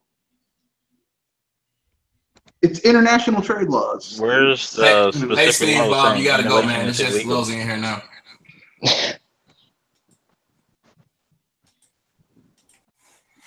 So we're able to, because everybody else was in here, they were just like not doing anything productive. So emulators are legal under the fair use law. Yes, emulators are. Yeah, emulators. We talked about that. We agreed all the way up to the PS1, right? We agreed all the way up to the physical game and not a copy of the game. Guess what? That's legal. The ROMs are legal up to a certain generation because they just don't care. But even then, even okay, if you own an emulator and you own the ROMs, and if you're using an emulator and you have ROMs for games that you don't own, even then there's a problem, because technically speaking, you're not really supposed to. You're not really. I mean, in the strictest sense of the word, the only time you're really legally allowed to use a ROM, and no one, even if they're looking at you, is if you physically own the game. You rip the ROM yourself with hardware that you purchased or made yourself. If you're one of those types of people, and like you're using a general purpose emulator. That's it. That's the only time. Other than that, if you're downloading emulators, downloading ROMs, and you don't have the physical copies, there's a problem. Okay, yeah. Okay. This is being recorded. Okay, yeah, whatever. It's even illegal. It's illegal to break the encryption I'm just gonna old DVDs at this point. So I'll just say this: show me that, and not that I even give a shit because I don't, but show me this locked 4K 60 frames per second without a single damn glitch.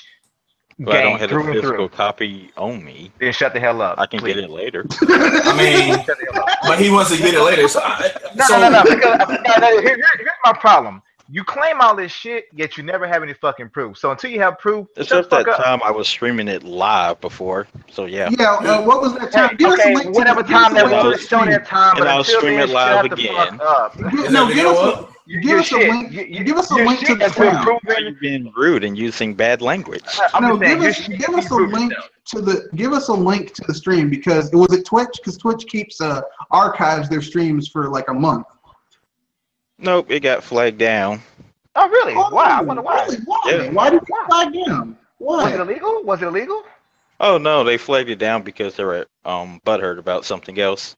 Oh, and you have proof of this? Oh, really? What's the proof of this? Yeah. Oh, so, yeah. What's this something else? Tell me something else. I don't hear you. So which copy did you? Why did it get flagged down? Copy did you play in 4K? Breath of the Wild. No, which version? It's supposed to be either Wii U or Switch. That's the Wii U version, which because I didn't think Simu had access to the other stuff yet. But so you played the Wii U version of the game in 4K? 4K. Yes. He said 4K 60 frames per second. Yep. Who made the 4K textures? They didn't have to make the 4K textures. So they're just generated over and over again from the 512 textures, right? Do you not know how? Oh, of course you don't. You think 4K is upscaled on PC. I'm sorry? You think 4K is upscaled on PC. What do you mean by I think 4K is upscaled on PC? Well, when it just draw saying that 4K is upscaled on PC. Okay, I have a question. Who you did? Name someone. Name a major third-party developer that makes games in 4K native. No, hold on. I want to hear this because this sounds new to me. When did I say that? I just linked it. You just linked what? The link where you were saying this. Well, it sounds like a link where you can't read. But we'll go ahead and do it.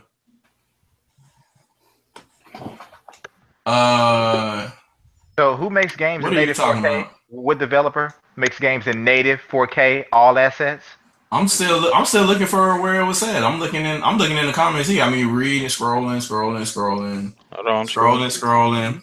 I'll use fine. But I want to know what major third-party developer develops games in native 4K with 4K assets. I see a reply from you saying that you think I thought a game upscaled in 4K. I don't see anything with me saying anything about 4K at all. You disagreed with me. When? What did I say? I didn't even quote you. Oh, here it is.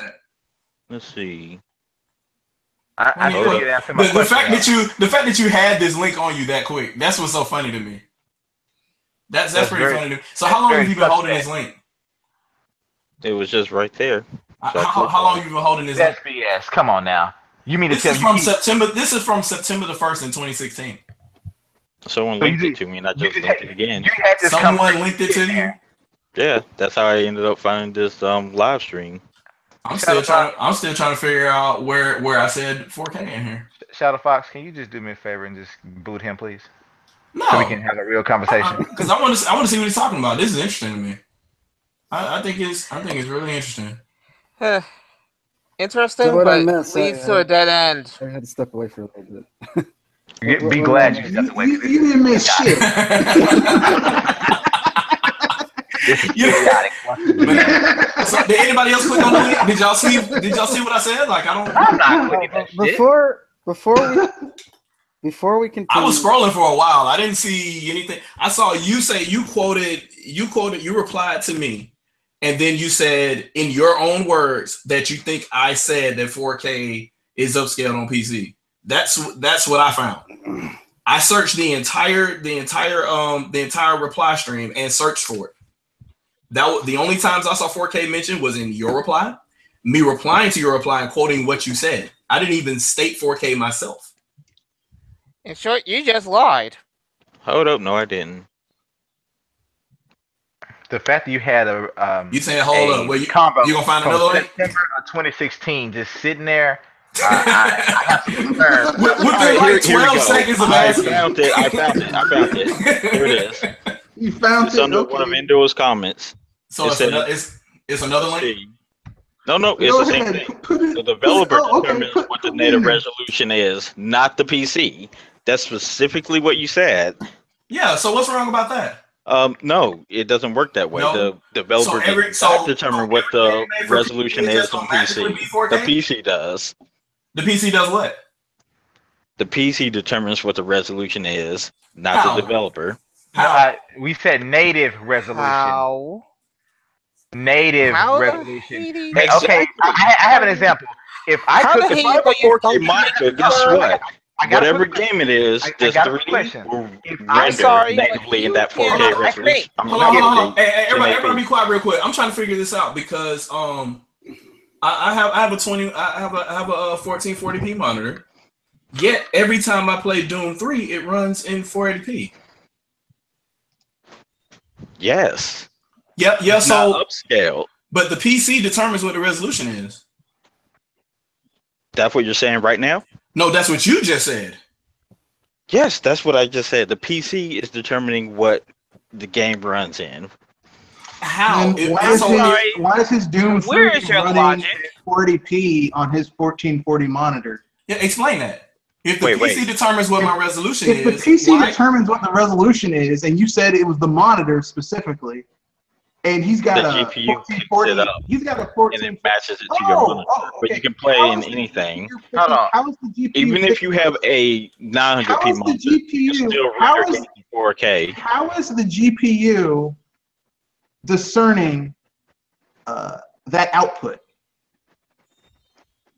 It's just picking it up and setting it to that. Oh, it's like magic. But it can't do that unless you edit the INI file for that program. Wait a second. No, you don't. How is? Yeah, you do. Not anymore. I'm sorry, not anymore.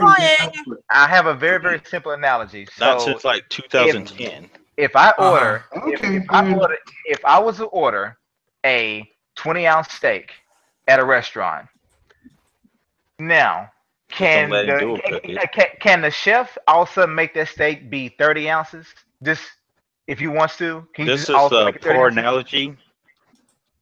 Accurate one because I asked you, is the game native in 4K? My earlier question was, what developer? If you play it on the PC, it'd be native in 4K. Answer my question.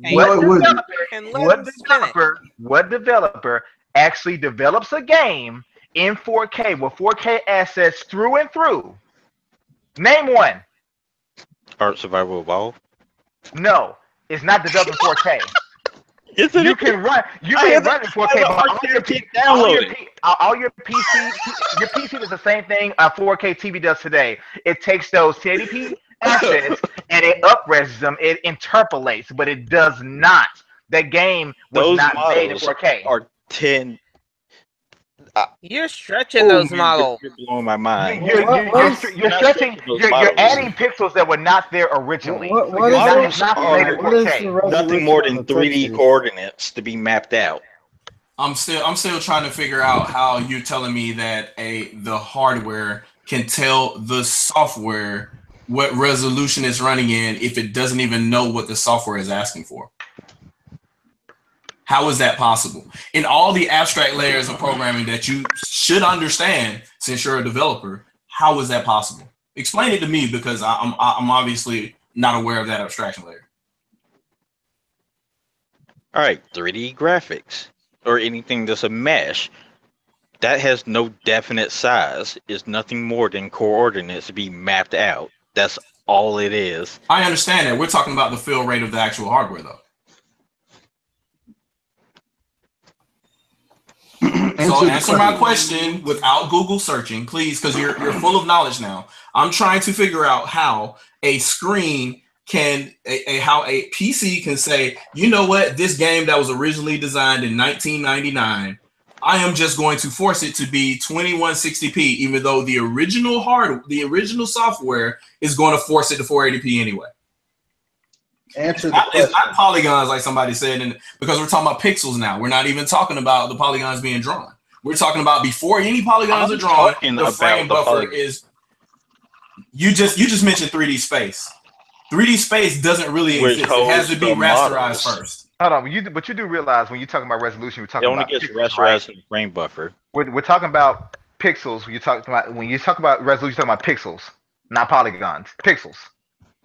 The polygons are just a way to interpret how the pixels are going to be displayed on the screen. So the question herein is how is your statement accurate? How in the world can you say that every game is going to run natively in 4K? He still hasn't told me how. If the software doesn't tell you that it can run natively in 4K, it's not going to. He still hasn't told me how the GPU is getting the signal to the monitor. How that process works. What about texture resolution? You guys discussed like. Well, we haven't even gotten to that yet because we haven't get to that point. Because we got to figure out how the textures are being matched to the high definition monitor first. You got displacement. We gotta get to that first. Then we'll get to with everything else. Not upscale, but actually render displacement textures. What's a displacement texture? Pretty much a 3-dimensional texture. Do you know what game programming is, sir?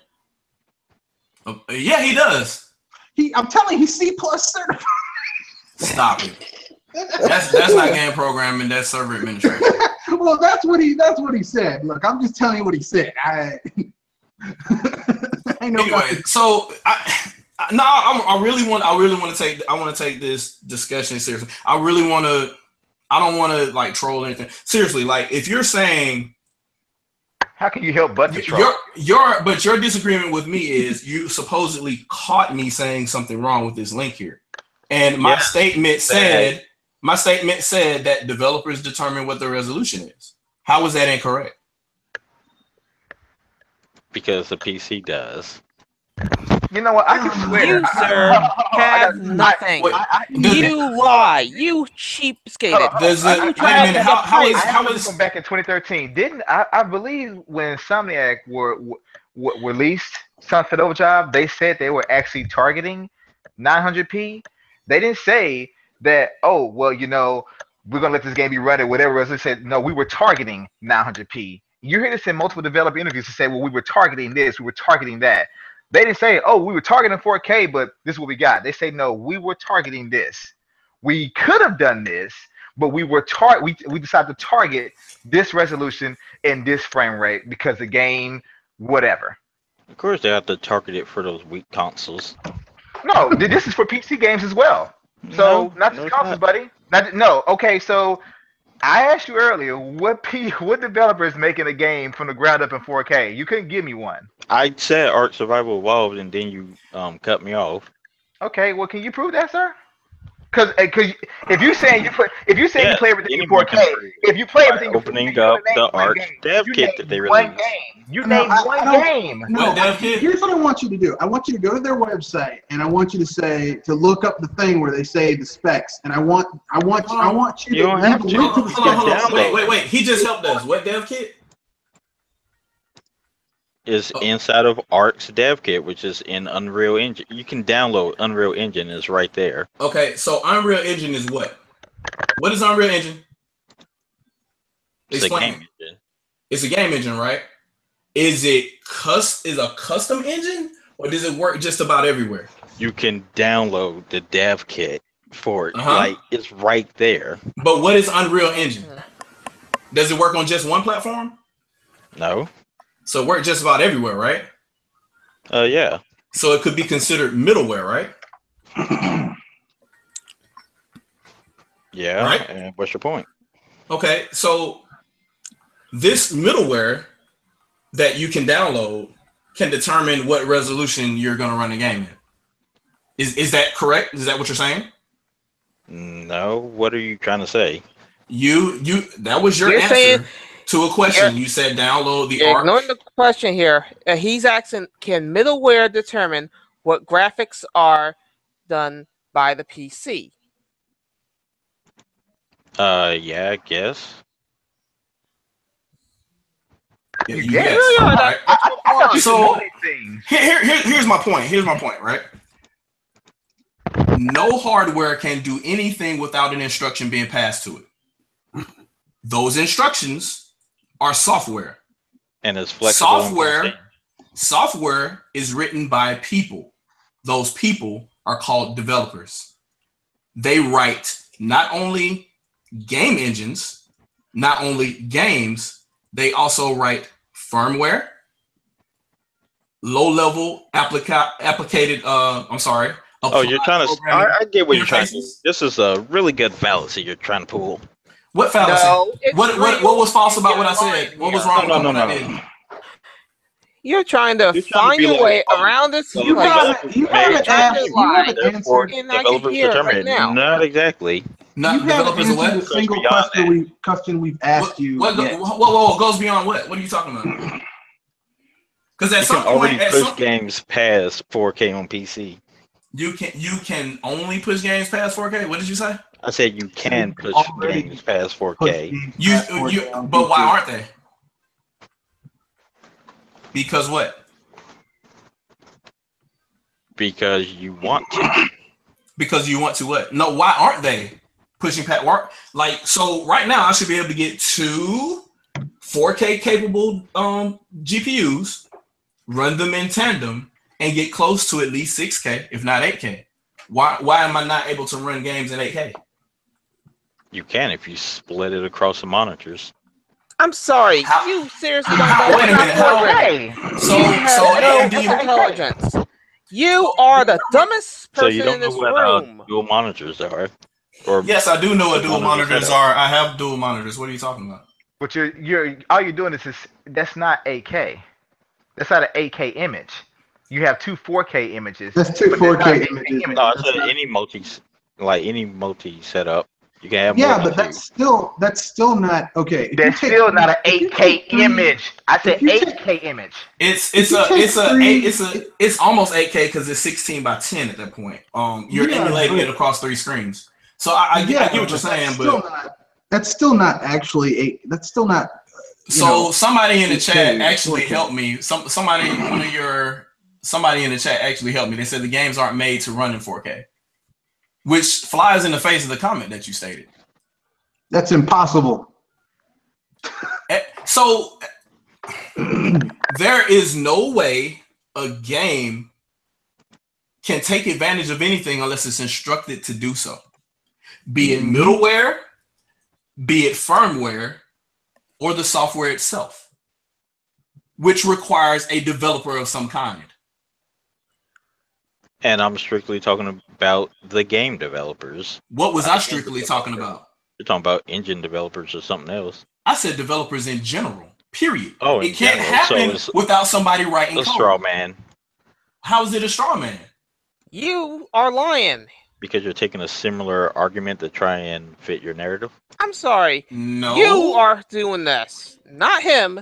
No. You. What? Thanks. So what are you getting at here? It doesn't matter what example I use. The statement I made in that comment is accurate. Period. All right, let's say a developer made a game to run in 1080p. What happens when it's in 4K? That means somebody wrote firmware for that video card to run it in 4K. That means that game was adapted to run in 4K, or some type of middleware ran the game in 4K. At some point, code had to be written. So the hardware, which is the part not the hardware, because the hardware does nothing on its own, does it? You should know this abstraction. Not that the software does anything on its own. They're in tandem. The software what? You can't use software without hardware. Wow. Thanks for that nugget of knowledge there. You're welcome. Yeah. Boy, you're blonde. I'm sorry. I gotta say it.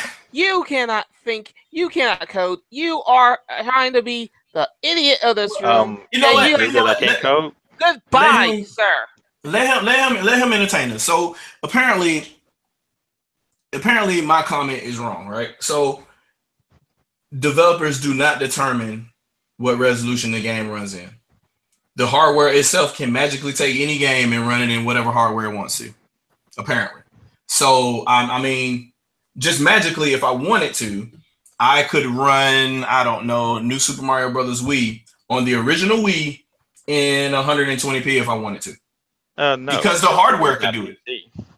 I'm sorry? You can do that on the PC with Dolphin. With Dolphin. What is Dolphin? It's an emulator for the PC. What is an emulator? It emulates games. It is what? It emulates games. How does it emulate games? By emulating them. Do you know what emulating means?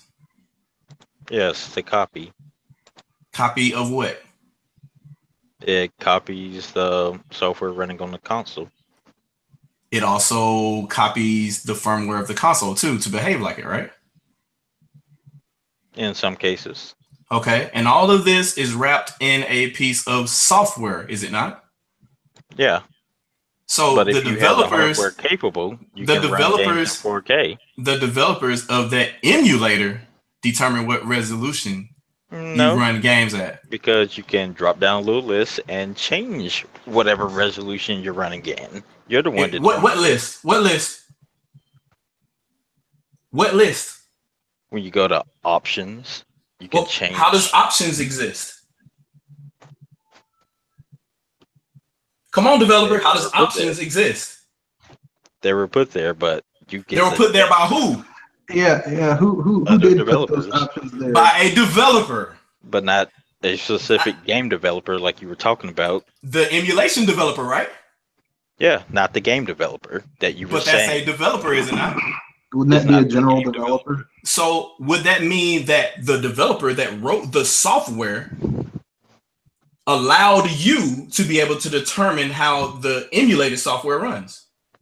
Because if that developer of that emulator did not add those icons on the list or did not put 144p or 140p as a resolution, you would then have to do what? Do it yourself. And how would you do that? Coding. Coding what? The emulator. How would you code the emulator? It's already written. How would you do it? You would modify it. How would you modify it? You're the developer. Tell me.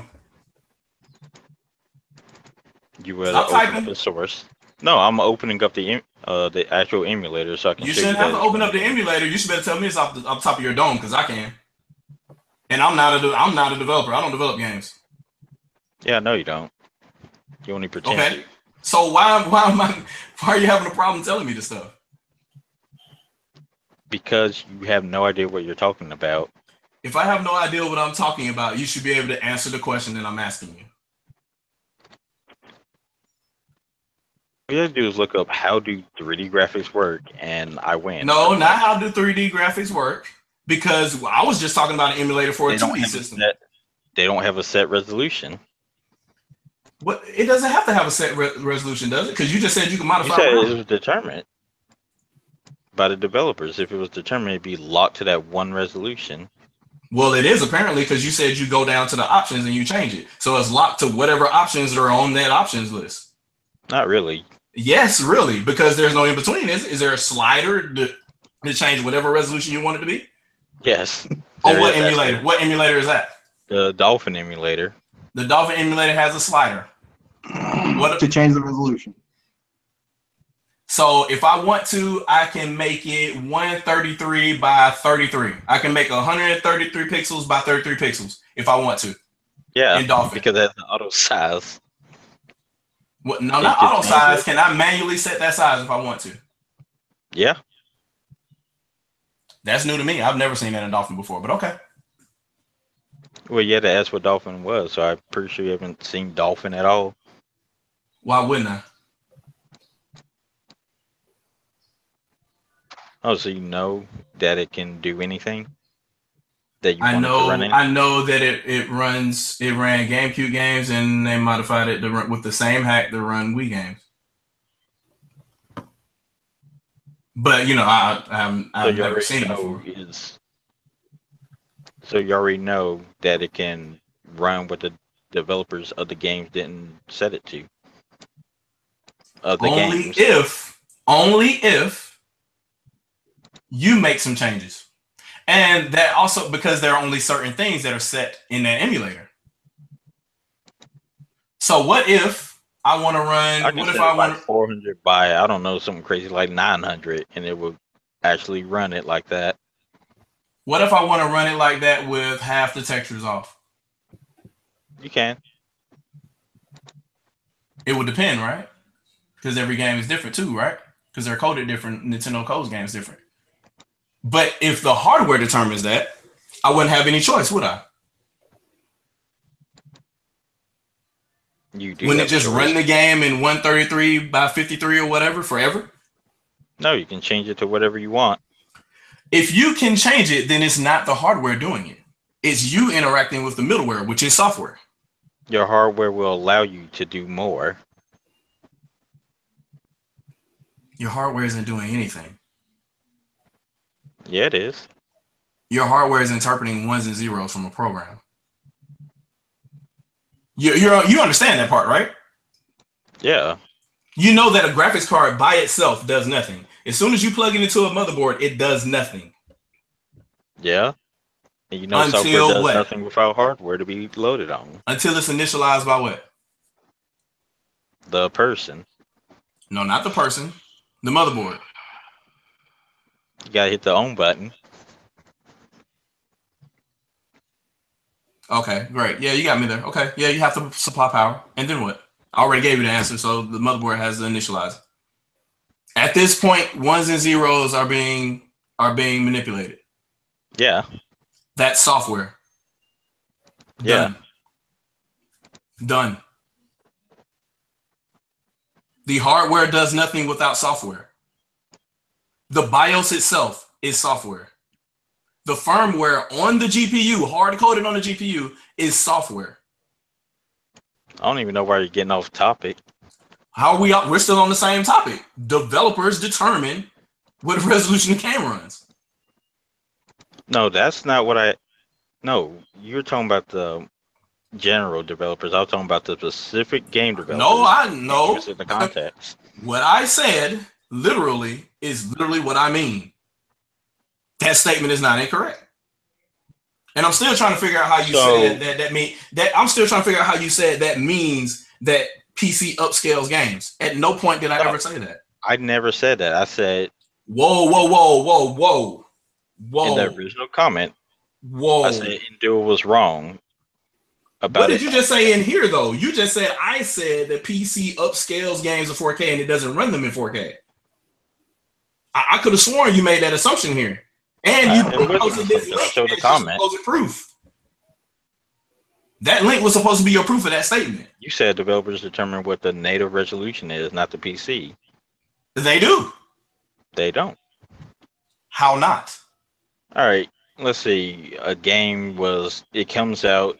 It's locked at 1080p. Mm-hmm. Well, the PC can take it beyond that. Even though the developer, the PC can't do anything because nobody wrote software for it. You don't have to write anything. But whoa, so a PC just magically runs anything now? You got to turn on something. You got to run Windows. How does that happen? If your graphics aren't strong enough, you can render games in 4K and it be native to that monitor. It can't be native to that monitor if the GPU doesn't know what the native resolution of that monitor is. It can't get that information. It can't get that information until the motherboard passes it to it. That's software. Again, both AMD and NVIDIA has something that allows you to run games in 4K, even though you don't have a 4K monitor. That's called firmware. Again, it's software. So it's not being determined by the developer. Who do you think writes the software for AMD? You think AMD don't develop software? I'm talking about the game developer. Who was talking about the game developer? I am. You're talking about. So we're talking about what you said. You can't take the argument. So was your statement in question or was my statement in question?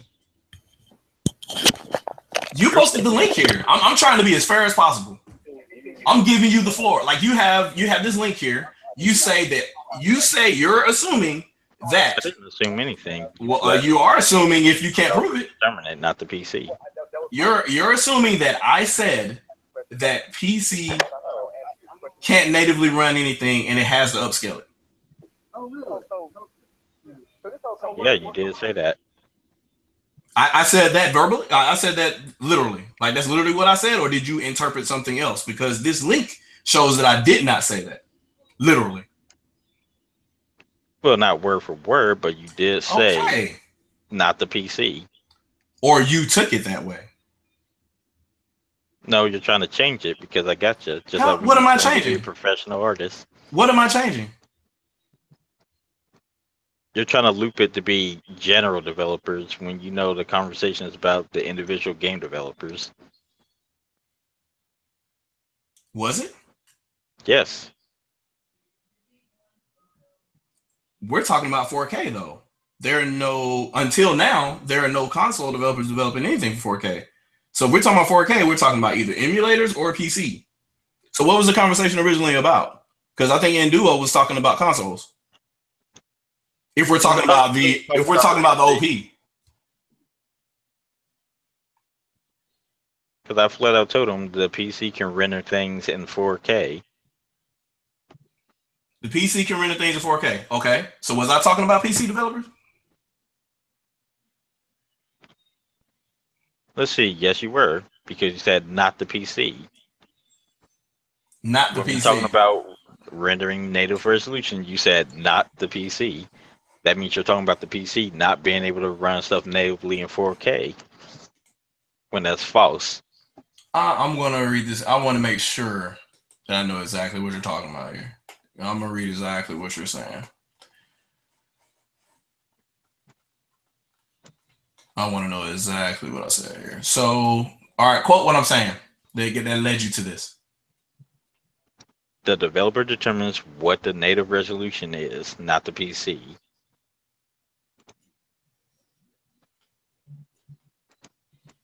And that's true. The PC has no idea what's going on. And I still don't even know what that statement is. I'm still trying to figure out where I said that. How far down is that? Because it's a lot of back and forth. Down. It's not far down. So it's right after Enduo's first couple of comments? Yes.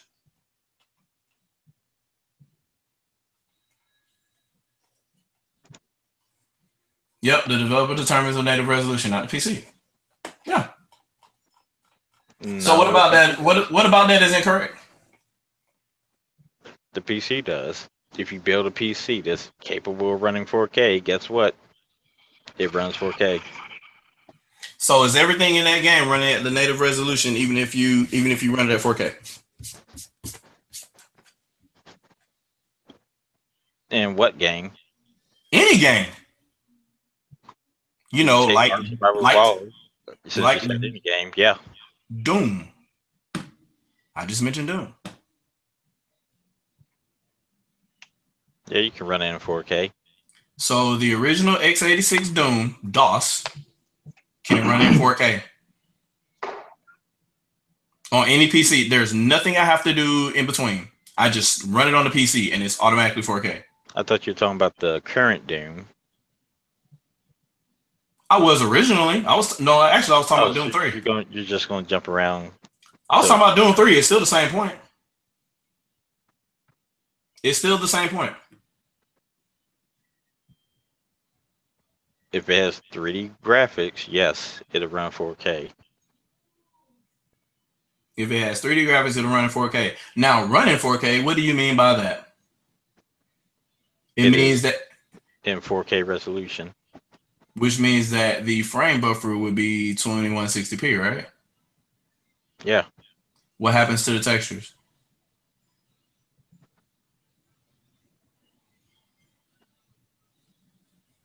I wasn't talking about the textures.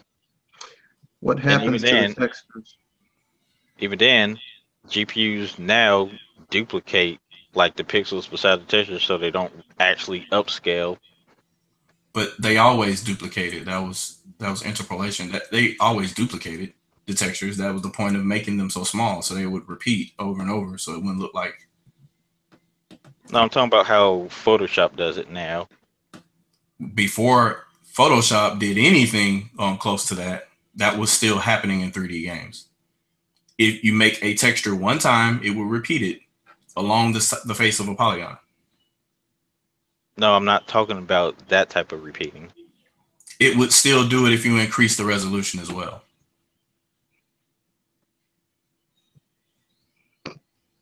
Excuse me. How long have you been developing games? Why am I talking about games? Because we're talking about the native resolution, how the game was designed. It doesn't matter how the game was designed on PC. Why wouldn't run it whatever way you want it to? Apparently not, because I just asked what happens to the textures. You know, native resolution isn't just a frame buffer, right?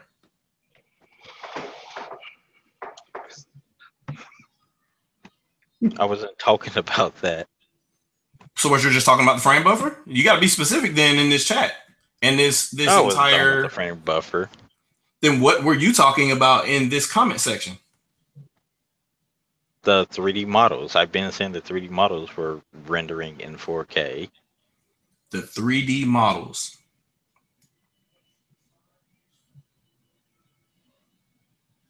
The 3D models are rendered in 4K. How? I already told you this.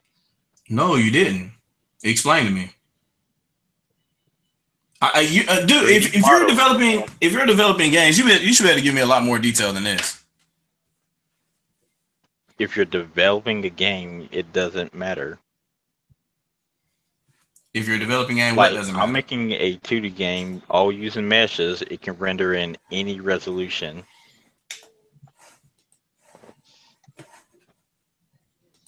So what you're applying vector logic to.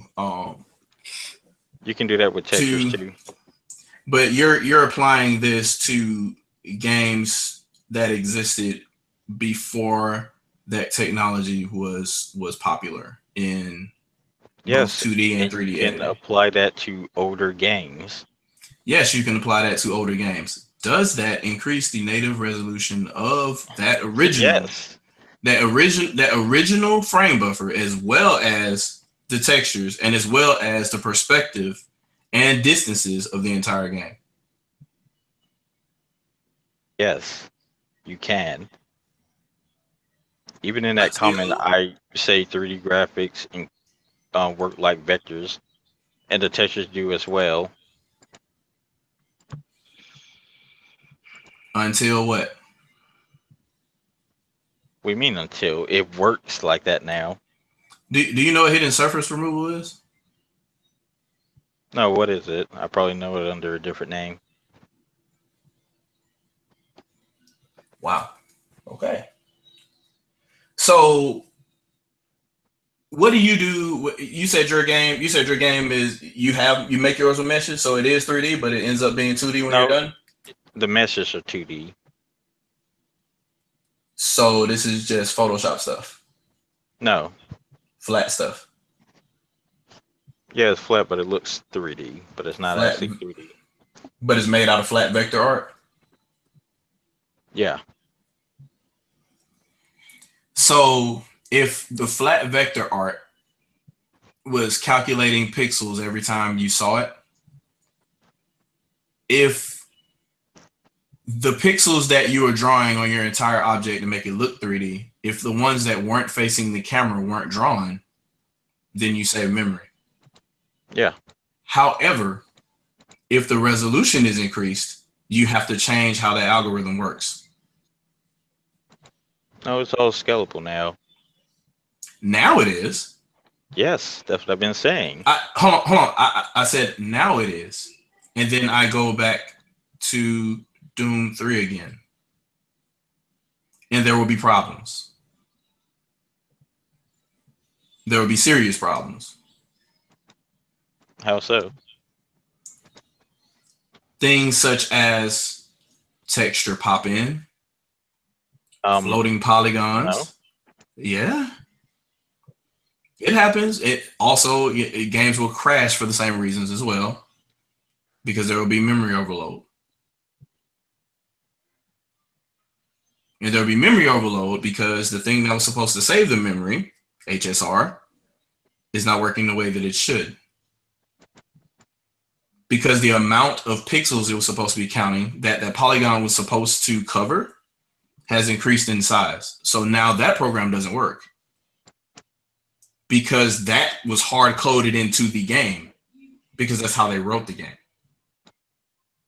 Again, we're going back to software and the developer determining that, because that's how they wrote the game to get around limitations previously. You can Google Doom Classic in 4K. You can find it running in 4K without any glitches. I'm sorry, is that also running the original source code unmodified in any way, shape, or form? I assure you it isn't. What's that to do with anything? The PC. That's my point. The point is at some avenue, regardless of whether the hardware can run it or not, you have to design it for that hardware. If not, you're going to run into issues. Well, that's with everything. So you agree? Still running Doom, the original Doom, in 4K without any problems. So the Switch would still be running insert high-end PC game here. No, it can't. But probably not the way it was designed to on PC, right? Yeah, everything would probably be turning into smoke and ash. Depending. But a console is just a computer. It'll run whatever executable you throw at it, right? It'll attempt to. So what are we really talking about here? Well, you can't run anything in 4K on the Switch. I'm sorry? What are we talking about again? Run anything 4K on the Switch. Why wouldn't you be able to? Hardware is not strong enough to run high-end 3D games at 4K. What are high-end 3D games? What determines that? Graphical fidelity. What determines graphical fidelity? Post-processing, the amount of entities. Whoa. Post-processing. Post-processing sounds like you couldn't render it all the right way, so you're going to apply an effect on top of it to fake it. No, not exactly. Yeah? Post-processing has different things. Like what? Name one post-processing effect. We'll go ahead and anti-aliasing. Anti-aliasing. What does anti-aliasing do? Gets rid of jaggies. Why would you have jaggies? Because your monitor has pixels. And why would those pixels show? And why would anti-aliasing fix it? Because if it's still running on that monitor, the pixels would still show, right? No, if you run anti-aliasing, it smooths it out by creating filling pixels. Because like, it what? It blends those pixels near the edges to make it look smooth. And how does it do that? More resources. It requires more resources but it exists because of what? Come on, developer, you should know why. It exists to get rid of jaggies. No, the jaggies exist because you can't run the game at said resolution to fill out the space of the entire actual circle can't truly exist on a monitor. Because what? Because you can't actually see a circle on a monitor. You can't see a circle on the monitor, but it's magically fixed by using anti-aliasing? To create the illusion. But if it's creating the illusion, couldn't it originally be done before using anti-aliasing? No. You're wrong. How? Anti-aliasing is a shortcut. You know that, right? How's it a shortcut? It's a shortcut for not using a really high polygon mesh. That's why the jaggies show up. The polygon is. I'm sorry? It doesn't matter how high the polygon is. You're always going to see the pixels. The higher the polygon count, the higher the quality. And the less likely you will see jaggies on screen. Because the higher the resolution, the less likely you'll see the pixel count as well. I can see it regardless. You what? Probably something wrong with your eyes. I can see it. Nothing's wrong with my eyes. I have 20/20 vision.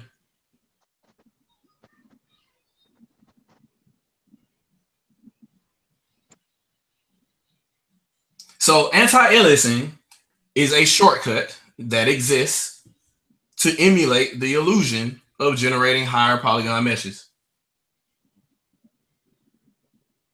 It smooths out the jaggies. The jaggies are the extra pixels coming from the edges of polygons because they aren't entirely smooth themselves. Well, there is no They're staircases. Like your monitor is nothing but a bunch of little blocks. It's not going to be smooth no matter what. Yeah. So why even use the AA at all? highest quality. Then why even use AA? Then why even use AA at all? To make the games look better. Let me. So you don't have to believe me, okay? So oh my God. So I'll just go ahead. I'll just read it out for you because it's oh my God. So the layman's term, a technique to use add greater realism to a digital image by smoothing jagged edges on curved lines and diagonals. That's the but simple explanation of what anti-aliasing is.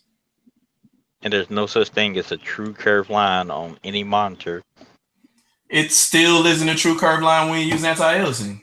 Yes, and anti-aliasing only exists to make it look better. But it only exists to make it look better because pixels are squares. Pixels are squares. But they're squares even with anti-aliasing. It doesn't make them rounded. It doesn't have to, it just creates the illusion. You know the illusion is there because there's lower resolution polygons, right? You're aware of that, right? Even if you create the highest polygon count model ever, you would still have to put it on there to make it look even better. Not if you're using a low resolution monitor. If I'm designing a game for a 480p screen and I'm designing meshes high up into like 720p, what's the point of me using anti-aliasing if I'm shooting my frame buffer well over the 480p limit? There's no need to use any of that anti-aliasing because everything that I'm doing is well over that. All the blocky pixels that you would see on the 480p screen, they wouldn't get any sharper. It would be a waste. Yeah, they would.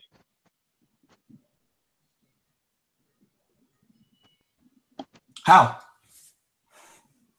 Explain how. It will blend them together by setting extra. It will blend what? What would it blend? The colors of the pixels. It will blend texels together. They're already colored anyway. So it blends texels. But they're already blended when you rasterize them anyway. That's what shaders are. They're color combiners. Right? Not always. A shader can be literally any graphical effect. It could be, but they're all done by combining colors. You know that though, right? Whether it's a bump map or whatever, unless you start talking about CPU type stuff, but that's different. If it is a graphical effect done with a shader, it is combining texels to do it. How so? Which ones are you talking about? Which ones? What any visual shader done? It combines texels. With what? Man, you clicking hard over there. No, I'm working on something. What you working on? I'm working on the bullet hell. On bullet hell. Why would you have to? What are you doing? Are you like organizing graphics or something? What are you? Oh, I've been working on a game this entire time while talking to you. Yeah, but I'm saying, what are you doing? Like you're mouse clicking, you're not typing. I'm doing both. I have a quiet keyboard. And a very loud mouse. But I'm trying to. Why would you even? It's weird. Why would you even use the mouse though? For what? So I can rotate around stuff. Oh, so you're not coding right now. No. Okay. So the closest thing I can get to is spatial anti-aliasing, which is something that it's kind of like a distortion effect. It's not really. That's the closest thing I'm trying to get to where it doesn't apply to what I'm talking about. The where it's not, it's trying to take the effect. It's trying to take away from the effect of the monitor itself being what it is, an LCD screen. But every other definition that I'm looking at here, aliasing shows artifacts. Oh, what crappy thing are you running on? The definition of aliasing, which says what it is. Don't see any artifacting over here. Well, just Google it and you'll see artifacting. They'll show you what it's supposed to look like.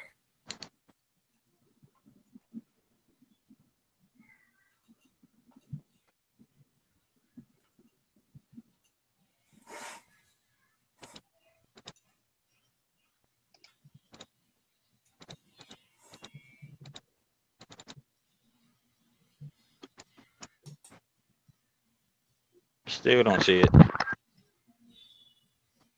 Just Google aliasing and you'll see it there.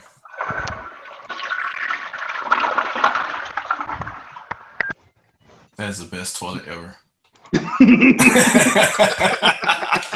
it's officially a ShadowCast now. That is a metaphor for so many things. Look, man. So I still don't get I don't get the gist here. So apparently developers have no control over what their resolution is. They just develop and PC takes over. Well, they only have control over it on consoles. Even on PC. At some point, somebody's talking to something to get anything to be available. Yeah, if you don't have some coding that's interacting with the hardware, the middleware, the software, then it's useless. So how about that Breath of the Wild attach rate? That game is bananas. I don't even understand the point of that. But well, you know what happened? People couldn't get Switches, so they were like, okay, I'm gonna buy the game because I know I'm gonna need something to play on this system, and I'll buy this, and when I get the system, I can play it. Has any other game maker or developer ever achieved that high of attach rate? You mean more people had the game than had the system? I don't know if this is official, but I know that when I was in high school, a kid who was like a diehard Nintendo fan from third gen, fourth gen, fifth gen, bought Halo before they bought Xbox, the original Xbox. I think maybe it happened with Tetris on the original Game Boy. I'm not really certain that. No, because Tetris was a pack-in. But then again, there was never really a shortage like how this is either. Like this is kind of stupid. At least, I don't know. And it couldn't happen with Wii because the game that everybody wanted for Wii was a pack-in. So exactly, yeah, it wasn't gonna happen with that. I have another question. Are there any portable 4K games out there? Well, that's not happening. No. PC not unless around 4K truly right now anyway. Yeah, not unless you want to be like those people that were at the CS gaming were at the GDC last year, lugging around backpacks with car batteries in them to power their Oculus Rifts and Beams and all that shit. But generally speaking, no. I mean, maybe in the next 5-6 years you'll see. Maybe 2K handheld gaming, but not. Okay. Okay. Well, I have another question. Are there any portable PC games out there that can essentially fit in your pocket? I mean, always. I mean, if you have a shield, you can do it. a lot of the old ones though, like you can. Is it not Baldur's Gate? I think one of those games is on the phone. I think. I'm just saying. I don't see anyone, talking about these great PC ports and things like that, being able to play them on the go while just pulling some out of their pocket. Just saying. I don't even know. I can't even fit the Switch in my pocket. Well, you must have really small pockets. Yeah. Yeah, I can. And if you want to get technical, it's about the size of a close-up 3DS XL. So a little bit bigger. If you take the Joy-Cons off of it, it'll still rip your pocket. No, yeah, if you got small pants. If it's my pocket, I'll attempt. Why not? All right. I'll attempt. If you got little pants. There we go. Your SOL. If it's. Yep. Yeah, and look, if especially if we're kids, especially if we're talking about people who have those pants from when we were kids, where like you could put that. Look, if you could put that damn Game Boy in your pants when you were a kid, and you got pants like that now, you'll be fine. Well, yeah, I mean, but the Game Boy is still hard to fit in the pocket. Comment here. He said that he can't fit to his pocket. I thought you didn't have a Switch. You don't have to have a Switch. So how it don't fit in your pocket, but you don't have one? I have a friend that has a Switch. Oh, really? So he let you put it in his pocket? I mean, in your pocket? I just fit mine in my pocket. So your friend said, "Here, put this in your pocket." Yeah. Bullshit. This is called what it is. This is called what it is. Let's call a spade a spade. So have you ever owned a 3DS or 2DS or DSi? Vita, XL. PSN. Okay, so did that fit in your pocket? Barely. Oh, so you mean to tell me that the 3DS XL, which you just say you owned, fit in your pocket, but the Switch does not? Correct. The Switch. Have you read the specs of the Switch and a 3DS XL? Yeah, it's slightly bigger. We mean hardware dimensions. Hardware dimensions. If you take the Joy-Cons out the Switch, it literally is about the size of a 3DS XL when it's closed. Yeah, it fits in my pocket.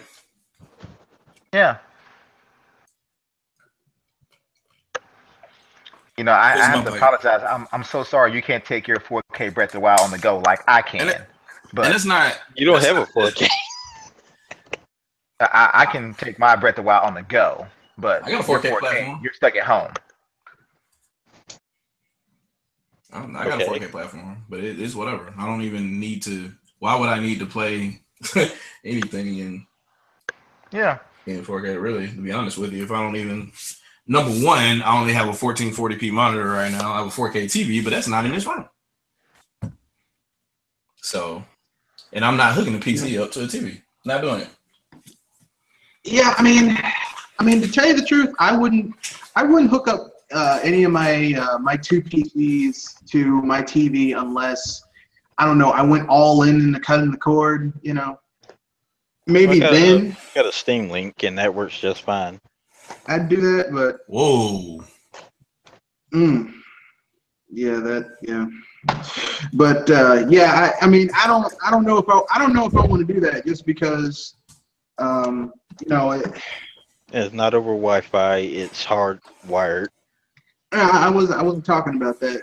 The only reason I haven't hooked up any of my PCs to my TV because I have a big screen, like 2K flat, you know, big screen floor model TV. It's just I don't watch TV much these days. I'm really thinking about cutting the cord, but I don't know. I mean, between Netflix, Amazon, and Hulu, I pretty much have all the stuff I really want to watch. Hey, you RoboCop right now. Yeah, they put RoboCop on everything. They have all 3 RoboCops, but you only need the first 2.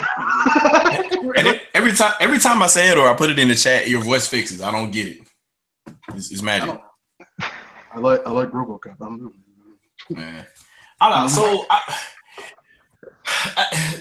4K monitors are not necessarily affordable unless you got the old BenQ joints back when they first came out. You would have got a deal on them. But even then, those aren't 4K HDR. So nope. Yeah, you have to get one of those all these VSync enabled monitors and whatnot, and they're pretty expensive. Yeah, prohibitively expensive for the layman anyway. So what you're saying is essentially no one is truly playing Breath of the Wild in 4K. Not many people anyway, because they can't afford it. Not unless they plug their PC up to their TV. And the thing is, like, even monitor wise, like, it's not so much the resolution. You also have to look at the refresh rate, and like really to find a 4K. To find a 2K monitor with a decent refresh rate is a bitch. I don't even want to see what will happen with a 4K. Because even if you find a TV today that has a 240 refresh rate, once you go into 4K, it's essentially a 120. Yeah, but that's still more than That's still more than a 2K or 4K because 4K monitors are not that expensive. Only about an Xbox One X. You said what? You said 2K monitors aren't? You said 4K monitors aren't expensive. Yeah, but I mean, here's the thing: you said 4K monitors aren't. No, what is your definition of not expensive? Before we go any further, yeah, give me the price point. They're only about like what, $500, $600. Okay, I gotta go to Best Buy right now. The Ultra Sharps are.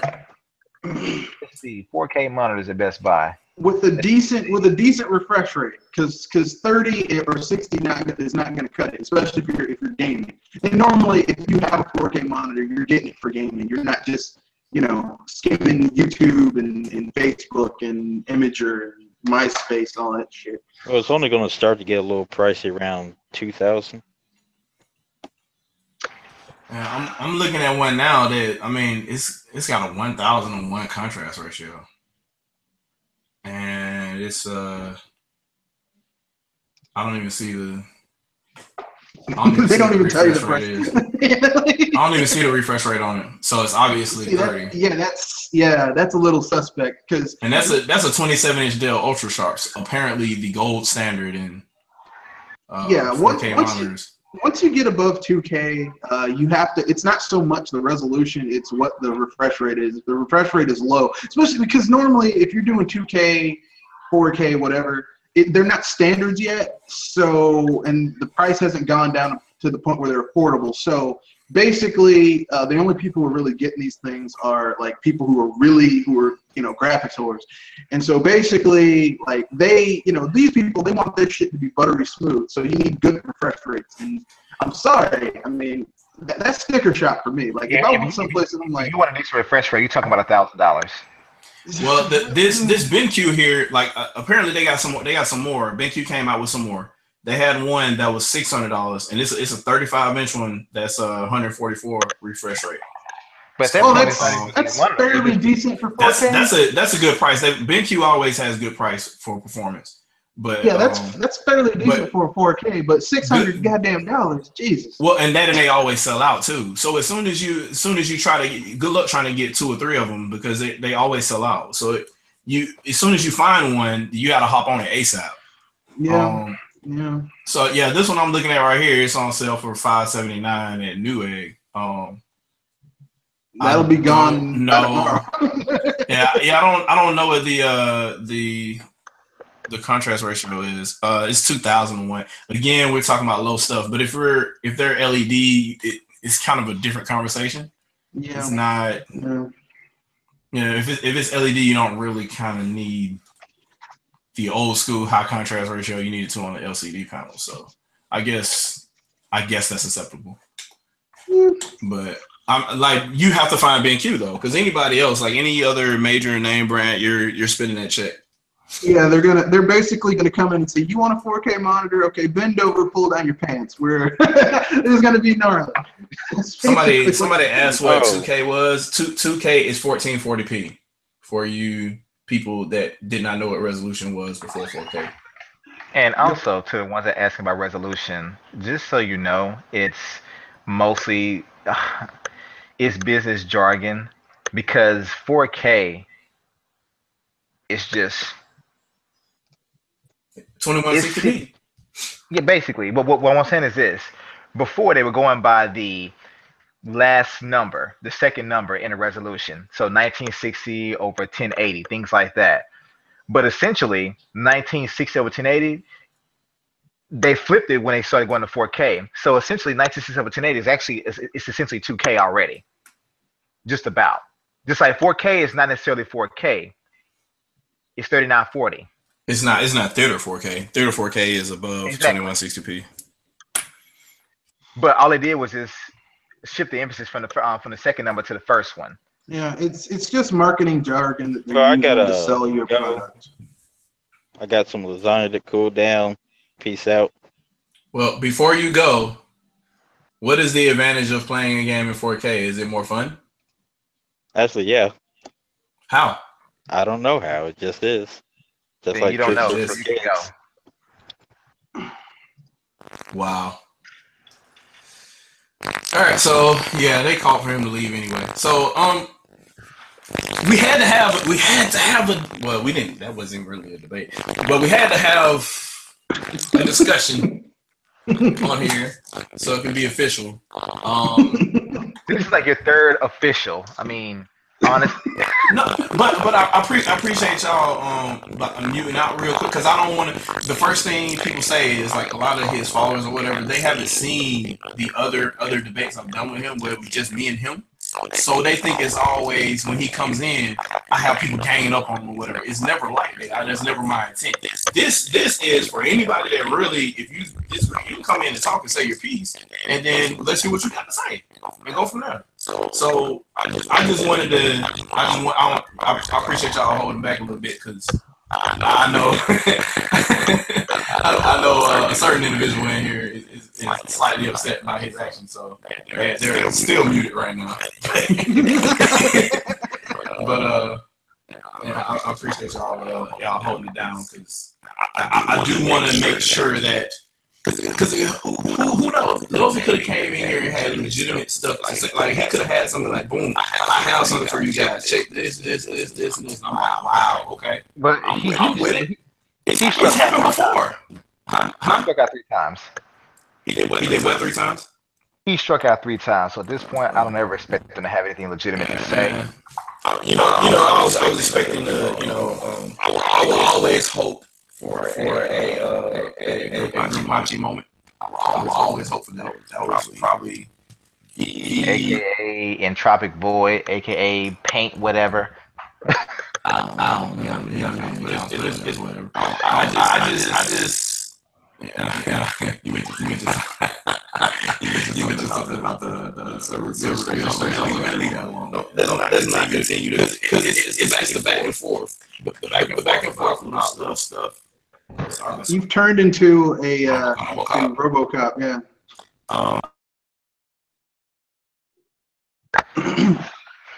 Yeah, but he struck out twice with you, Shadow, and then of course once with me. It's like he just you ask him a simple question, point, he won't answer it. It's like at this point, he hasn't proven a single claim. Yeah, I respect him as a person, but as far as someone in the industry, he's a quack shot. Well, not he. I mean, but he said at some point he trolls intentionally. I don't know when he does and when he doesn't. But are you sure it's not full time, like a job? I don't know. Ain't no telling him. But full time. I guess he's making the game. I don't know. But here's my thing. I just don't. You're petty as hell. No, I'm trying not to. I'm trying not to be like that, man. I'm trying not to. I just want to.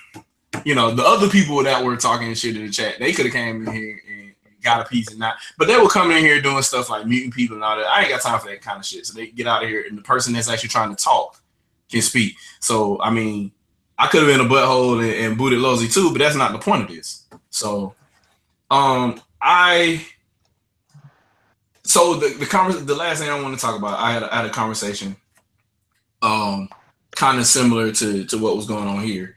And it was on Twitter with an individual. I'm not gonna put him on blast, but he specifically talked about the Switch not being able to do certain things, and I was like, so how is it not able to do those certain things? He was like, because the games was coming out, it can't run that, and I'm like, so how is it not able to run that? The games, what? Wait, bro, are you saying the specifications on this system are as such that it can't do certain things? And if so, what's the difference? What is the cutoff point? I answered your question. Now answer mine. And then he asked me another question that basically talked about the same thing that he was talking about. And I'm like, so this is what people do whenever they're called on their shit. I don't understand why couldn't you just say, look, I don't want to talk about that. I just feel, to me, I think that from what I've been looking at, that it can't do it. Just here's the problem with it. Like, don't. This has actually happened earlier, no more than an hour ago, I think. But one of the videos that I posted today, entitled Pretendos, somebody responded. Now, I've been going back and forth with this person for the last few videos I uploaded. Now, keep in mind, I'm not talking to anyone in particular. I'm merely talking to the people that that have this type of mentality, right? A specific mentality, mind you. Mm-hmm. Now, if I didn't say your name or your YouTube handle specifically, why is it? I'm not kidding you guys. Why is it that one of the responses is, don't lump me into that category? I didn't call you specifically a pretendo. I was addressing those people that claim that bitch and cry because they want more third-party games. And when they don't come, or when they do come, they choose to buy them another console. I didn't say you person specifically do this. I'm calling out people that do these things. Mm-hmm. Now, if you respond in that manner, that leads me to believe that you probably are part of the problem. Hit dog with holler. I say it all the time. Because at the end of the day, I never said anyone's name.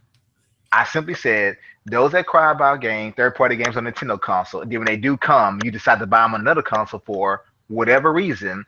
To me, you're pretendo. You're one of the reasons. And their first line in their response was, don't lump me into that category. Now, I respect this person, but I'm like, I didn't even call your name. I can barely even pronounce your YouTube handle, to be honest. Yeah. I didn't address you at all. But if you barked, yeah, a struck dog will holler. Yep, all the time. And let's keep it real. And speaking about Dr. Feelgood's thing, let's keep it real, okay? Sometimes these people don't have legitimate reason not to buy these games. Sometimes there are. For example, perfect example is last gen. EA puts out Mass Effect 3 Special Edition on the Wii U, and a week later, the trilogy comes out for the same price. I think on PC it was $50, but basically around $50, $60. So, if you're a Nintendo gamer, okay, and you didn't play Mass Effect 3 or Mass Effect 1 or Mass Effect 2, and someone says, okay, you can spend $60 on this version that has none of the DLC, no real support, or you can spend $50 or $60 and get all 3 games with, like, the first 2 having all the DLC. The third one, I don't think all the DLC had come out yet, but you get some decent support for it. That's that Nintendo tax. Yeah, Joe Blow average consumer would say, well, I'd have to be a fool to buy the Nintendo version of this game. And considering the sales of that game, I mean, no one was that stupid, generally speaking. I mean, and this leads back to the third party thing is that, I mean, it's like a damned if you do, damned if you don't. I mean, people say, well, you need to support these games.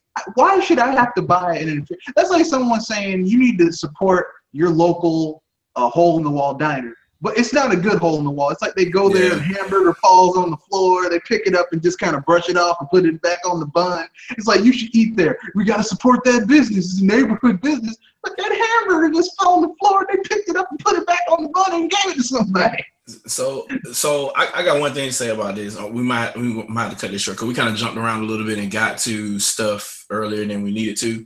But we never talked about a third party thing. This is the thing I have to say. The game hasn't changed. This has been the same shit since the beginning. Third parties suck on Nintendo hardware. Their games don't sell as well as Nintendo's first parties do. Period. It doesn't matter what kind of power Nintendo's hardware has. It doesn't matter how well the software is or what engine they're capable of supporting. Their games suck on Nintendo hardware. They don't make that check unless it's Carnival games. I mean, like literally, you take those Assassin's Creeds and Mass Effects and even earlier back in the day, like stuff like I'm just trying to think of something like say 13 from Ubisoft or whatever on the GameCube and just stuff like that back then. Those games don't sell. Those versions of games don't sell. Beyond Good and Evil on GameCube is rare. They didn't even print that many because they knew it wasn't going to sell. That's always been the case. So for you to think that, okay, now magically Nintendo has to do everything that the other two are doing, the other two don't have the historical issue that Nintendo has. The other two are willing to do things that shouldn't be in the agreement of a publisher in the first party, i.e. let's let money exchange hands, I'll pay for development of this, blah, blah, blah. That's called a second party game. There's no point in you paying for development or marketing of anything if that game isn't exclusive to your platform. So that's Nintendo's mentality because that's been their mentality since the 70s. There's no reason for them to sit there and pay money for development or marketing of a game unless it is exclusive. This has happened once, and that one game is Ninja Gaiden Razor's Edge.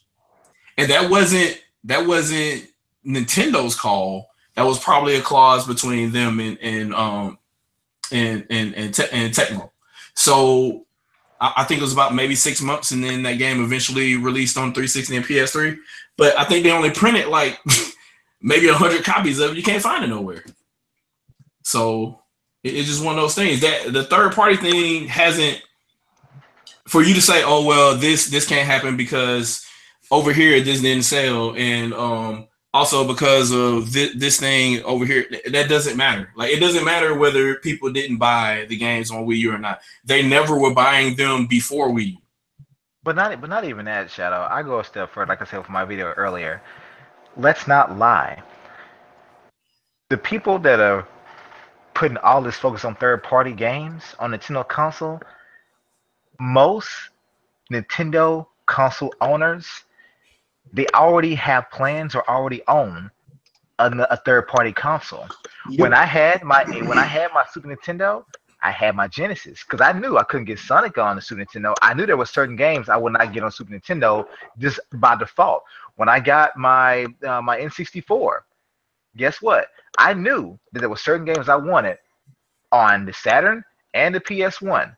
When I got my GameCube, I knew I still was gonna buy either a Dreamcast or some other system. I knew this automatically if I already didn't own one. No, very few Nintendo fans or lovers of Nintendo games and consoles overall simply own just that console. They know out the gate. True fans do. If you want to play third-party games, you have to buy a third-party. You have to buy a different console. You have to. If you are a Nintendo fan, you buy a Nintendo console for third-party games. You owned only a GameCube. That was it. I'm sorry, but I don't know where the hell your mind has been because they have never, no Nintendo consoles ever gotten every single major third-party title ever developed. There is a caveat. Okay, look, if you're buying a Nintendo console for multi-plats, I'm sorry, you're dumber than a bag of rocks. Okay, if you're buying a Nintendo console for third-party exclusives, then that's a different story. Like, okay, the Switch is getting is getting Mario Cross with the Rabbids. Now, I hate the Rabbids, but I might get that game because it looks like it's fun. Bomberman. And it got Bomberman, but come on, man, we know that game's gonna get ported over to everything else in a few months. I guarantee it. So at one point, I wanted OJ on here, right? I wanted to talk about that whole situation because I'm number one, I'm trying to figure out how that debate even happened because they were both arguing about something that's not like there's no solution to that problem. And I don't know what happened between him and Real Gamer or whatever, but even then, whatever was said back and forth is over a situation where the resolution means that third-party publishers in particular have to do their damn job. And I mentioned this in the video a long time ago that probably people play a lot. For whatever reason, I get repeated views on it, probably because I'm playing Killer Instinct. But like I was literally upset about Street Fighter V, and I was talking about how publishers don't do their damn job anymore at the end of the video because I was talking about EA. Like your job as a publisher is to make sure your game sells wherever it is available. Yep. If you're, and not even just talking about the platforms that they're hosted on, I'm talking about individual stores it's sold at. Like, why is your game not selling well at Target? It's selling well at Walmart. Get your ass over there and make sure it sells well at Target. That's your job as a publisher. And that's old school. That's old school game development. That's how it used to be back in the day. They were like, look, someone asked a loaded question to Tim Schafer years ago, and they were like, "Are you going to put this game on this system?" He's like, "Look, I want my games on everywhere. I want it to be successful on all platforms. I don't care." That's how it used to be. Yeah, that's how it used to be. But no. Now we got this weird competition where it's got to sell this well on this. Look, you should want your shit to sell well. But why would you want the bulk of your sales to come from one place when you could have relatively good sales in multiple places? And who remembers the release of Watch Dogs on the Wii U? That silent release. Oh, of course. In the same month as Smash Brothers. Of course, but you know what though? Like, so at some point, you gotta wonder. You gotta wonder if somebody got fired or there was literally no manager for the publishing of that project. Now I'll tell you what happened. It was promoted everywhere else. Every other platform got a lot of promotion, but when they put their money. No, they put their resources into the PS3, and the Xbox 360 version of that game. Well, and the PS4 too, because the PS4. Well, yeah, PS4. They put their money on next gen offerings and PC, and then they basically said, "Well, this is a lot. This is going to be a loss. Let's write it off." And the only reason we're seeing them hype up Mario Cross Rabbids right now from Ubisoft is because they got Vivendi knocking on their back door like a dude who's trying to break in and take all their stuff. That's the only reason that they're putting some effort to promote this game. And so, I mean, these people have no they have no business acumen. It's not even really just business. It's just like, what is the job of a publisher? To publish games, to market said published games. It is not a developer's job. Their job is to sit down and code it. So you can't blame the developer or the port house or whoever made the game for Nintendo hardware or whatever if it doesn't sell well on the platform, unless it was just a really bad job and somebody got wind of it and it was bad word of mouth. But if it's a decent port or whatever, or if it's a decent version of the game, or it's an exclusive version of the game, and for whatever reason nobody knows about it and it doesn't sell well, that's the publisher. And the fact that you could just say, well, there's not good third-party support, that's Nintendo's fault. I'm like, no, that's the publisher's fault. The individual publisher, why aren't they making sure their game sells well on Nintendo hardware? That's their job. That's not Nintendo's job. Nintendo's job is to publish Nintendo games, not third-party games. And the same person I told you guys about earlier on another one of my videos, they were saying that it's not fair that people that own Nintendo consoles don't get certain games. And I'm thinking, I agree that it's not fair, that it's not It's not fair that Xbox gamers don't get to play Mario. Exactly. I mean, what the fuck? But I said that. I also went on to say, I said, look, do I want these games on Nintendo consoles? You damn right I do. I said, but you can't make a publisher do anything. That's the point of when you own your own business. You don't have to do business with everyone just because someone makes a game for an Xbox does not mean they have to make it for a Nintendo or PlayStation console. It's freedom of choice. They don't have to work with anyone. Now you can see it as wrong all you want and think it's some type of boycott, whatever the case may be. But at the end of the day, it is their choice. If you want to change that, either become a principal investor or become the CEO, or don't buy the product at all. There's only three choices. But at the end of the day, you can't control the fact that EA does not want to put their Madden on the Switch, whatever. You can't control that unless you are a principal investor and you speak loud enough to where they have to listen to you because you got money. Other than that, they don't have to do what you want them to do. Speaking of which, isn't it funny that the primary developer of the Madden series was once the port house for Madden for Nintendo consoles? I find that ironic. Yeah, it's ironic.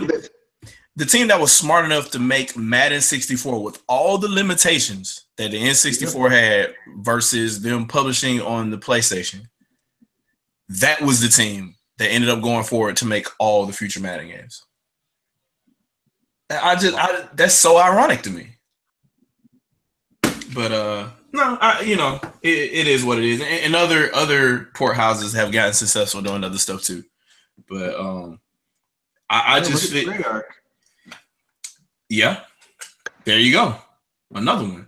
Ubisoft Shanghai as well. But I'll go on to say this though, man. No disrespect against anyone out there. Truly, it's nothing personal against you. But listen, when the game doesn't come to the Switch, I may have wanted that game to come to the Switch or any Nintendo console. Believe me, I'm just like you. I will want that game to come. The more games, the merrier. But I don't get pissed off when it doesn't come. You want to know why? Because the first rule of any Nintendo console owner is you pretty much got to own the console if you want third-party games. Yeah. So I didn't get mad when they said Injustice 2 is not coming. So what? I mean, I don't give a shit. You screw with you owners with the first Injustice. So I don't trust you with Injustice 2 either. Even if you did bring this shit. Okay, look what Watch Dogs. So Watch Dogs ain't coming to the Switch. Okay, look how you did with you owners is the first one. Even though the second one is great, I got it for the Xbox One. But I don't have to have that game. What I do, I want all my games on one console. You're damn right. I could save thousands of dollars if it was all on one console. I wouldn't have to own an Xbox One and a PS4. I wouldn't have to own those systems. But guess what? If I want to play exclusive games and games not on a Nintendo console, I have to own at least one of those two consoles or a PC. So either way, I do want those things, but I'm not mad because they don't come. I'm not mad because the Titanfall developer, may have not have said the Switch is weak. So what? I'm playing other games. I got a shooter. I got to shoot on my Wii U. Here's the thing too. All the people that are so vocal about it, why the fuck do y'all own both an Xbox and a PlayStation then? If your goal was to bitch about Nintendo not being able to have the same games that the Xbox and the PlayStation have, why the hell do you have both an Xbox and a PlayStation? That's exactly. A lot of people are doing that shit, and I don't understand. Like, so you have both an Xbox and a PlayStation. I have no idea what the fuck you buy for both. And you know what? That brings a very interesting point. Okay, so you guys. So you have two platforms you can play those third-party games on. You want third-party games on the Switch, right? You want them on a Nintendo console. You know the easiest way to do that? Stop buying the other two consoles. Because if you don't buy the consoles, you're not gonna buy the game. So if let's say these same people bitching only bought a Nintendo console. Who do you think third parties gonna make games for? They're gonna make them for Nintendo console because they're looking at them numbers. PS4 only sold 10 million units by now. Let's say the PS4 had Wii U numbers. Let's say the Xbox One had Wii U numbers, and the Switch is out right now. Who do you think third parties be making games for right now? They'd still be making games for the Xbox One and the PS4. Come on, man. No. Come on. Look. But I'm simply saying, but the odds of those games land on Nintendo console will be much higher. Yes. So if you want third-party games to you come to your get more console, multiplats. Yeah, you get more multiplats. But if you want a reason to buy a Nintendo console, and you want first, second, and third-party content, all of it to come to one console, or at least the bulk of it. Guess what? Stop buying the games on other platforms and stop buying on other platforms because they're only responding to your actions with your wallet. You bought a PS4 and an Xbox One and a gaming PC. Why the hell should they even port the game to the Nintendo console if you already own all three of those? And to keep it real, the people who say, "Oh, well, the Switch is too weak," or the Wii, they said last gen it was the Wii U too weak, but they have an Xbox One and a PS4. Look. If you want the most powerful, the most high-end, optimal third-party gaming experience, just get the shit on PC. I just don't. That's like me complaining. That's like me complaining about my iPhone because my iPhone can't render the same things that my Mac Pro can. I'm like, really? Like, what the fuck is the comparison there? And I have both of them, so what am I complaining about? Yeah. Whatever I want to do on the other hardware, I can still do because I have it. So what the fuck is the problem? That's what I don't understand. It's people with gaming PCs up here complaining about games they play on their gaming PCs not being available on the Switch. And that astounds me because, for example, all right, I got my Wii U at launch night. The main game I want to play on the Xbox, I've told you guys many times, Sunset Overdrive. But I knew. I didn't sit here and say, "Oh, Nintendo is, someday please port it to." No, I would like that, but no, I knew what I had to do. If I want to play Sunset Overdrive, I gotta get Xbox One. Shit, it's out on PC. I gotta get Xbox One. If I want to play Killer Instinct, at least at launch, Xbox One. That was the only way to do it. PS4. I'm probably one of the few people that actually bought Last Guardian. But if I want to get that game, if I want to play it, I had to get a PS4. The Last Guardian, the last PS. Killer Instinct 2013 is the most expensive game I ever paid for. $540 for Killer Instinct. That was the most expensive game ever, but it was worth it. I feel bad because I spent $39. But I'm not port begging. My thing is, I'm not mad those games don't come. I'm not port begging. I accept it for what it is. Does it suck sometimes? Yes, I should be able to play the newest Call of Duty, the newest Battlefield, the newest Insomniac game. I should be able to play those games on the console. Yeah. I should, but it's never been like that. Even back in the day with the NES and the Genesis, you had a company that would make the same game for two consoles, but they were vastly different. Vastly different. But guess what? Some people like the Super Nintendo version of Teenage Mutant Ninja Turtles Tournament Fighters. I had both, but I prefer the Super Nintendo version, but I had both because I like them both. But some folks like Mortal Kombat 2 on Super Nintendo, some like it on the Genesis. So like the first on the Genesis, so the Super Nintendo, I was one of those people. But guess what? Back then, double dipping was common as shit. Oh yeah. The games were not really, no. Because back then, I mean, I don't speak for everyone, but back then, most people, they were kids. Your parents bought your shit. Your parents bought you one damn console, and you dealt with it. But you had those friends, though. Yeah, you had those friends. You had a trade. You go to your friend's house who had something else, or But I mean, like, here's the thing, okay? I'm going to speak for the people who are just obdurate or obstinate, whatever you want to call it. Look, okay. You don't have to have every game. I have a room in my house filled with retro consoles. I love retro gameplay, but you know what? I can't play all the shit I own. There are games that I have bought and have never opened. Speaking of which, there are games that I've bought and played for like a month, and then I found out this isn't for me, but I don't want to trade it in, and I just put it back in the box. Dude, I had to make an apology video a couple months back because when I bought the Switch, I bought Breath of the Wild and Bomberman the same night. I didn't touch Bomberman for that first month because I was playing Breath of the Wild the entire damn time. But they got your money though, so you at least supported it. So, but yeah. All right, we gotta wrap up, man. I gotta take care of some things, but I want to give everybody a chance to get an outro. So, whoever wants to go first. Well, this is Dr. Feelgood. I'm glad I could be back on one of these. It's been a while. Be sure to check out my videos that I did today. I got a couple more coming down the pipeline. And yeah, to all the haters, you can kiss my ass. Honestly. All right. Red Fox, go. Is Mr. Red Fox, owner proprietor of BS Busters, and I brought a little bit of BS busting to this cast. I mean, even though, and here's the thing, I didn't do it. Shadow did it all by himself. Sorry. Along with Dr. Feelgood. Sorry. Simple questions, yet no one has the answer. So yeah, that's about it. Look forward. I mean, this was great. It's always good to hang out with the Fox, the other Fox. And you know, it's great. It's great. All right. I guess Jewel, right? You can go. You didn't get to speak too much, but that's because I was honestly trying to talk over an idiot that couldn't even understand beeping programming or gaming at all. Period. And I'm trying to make a game for Star's sake. Oh man. I'm sorry, ladies and gentlemen. The Mage of Gaming Jewel Rider has to at least get some soda from all that stupidity I had to endure.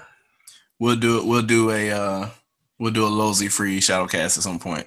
We'll bring you on. Hope so. All right, Kenosha, you still here? He is permanently muted. So, yeah, that'll do it for the night. This is the Road Ninja of K9 Descent. Y'all motherfuckers expect more of these in the coming weeks, I guess, or whatever, as I get this studio together. Anyway, as I always say, do you play games to have fun or to impress other people?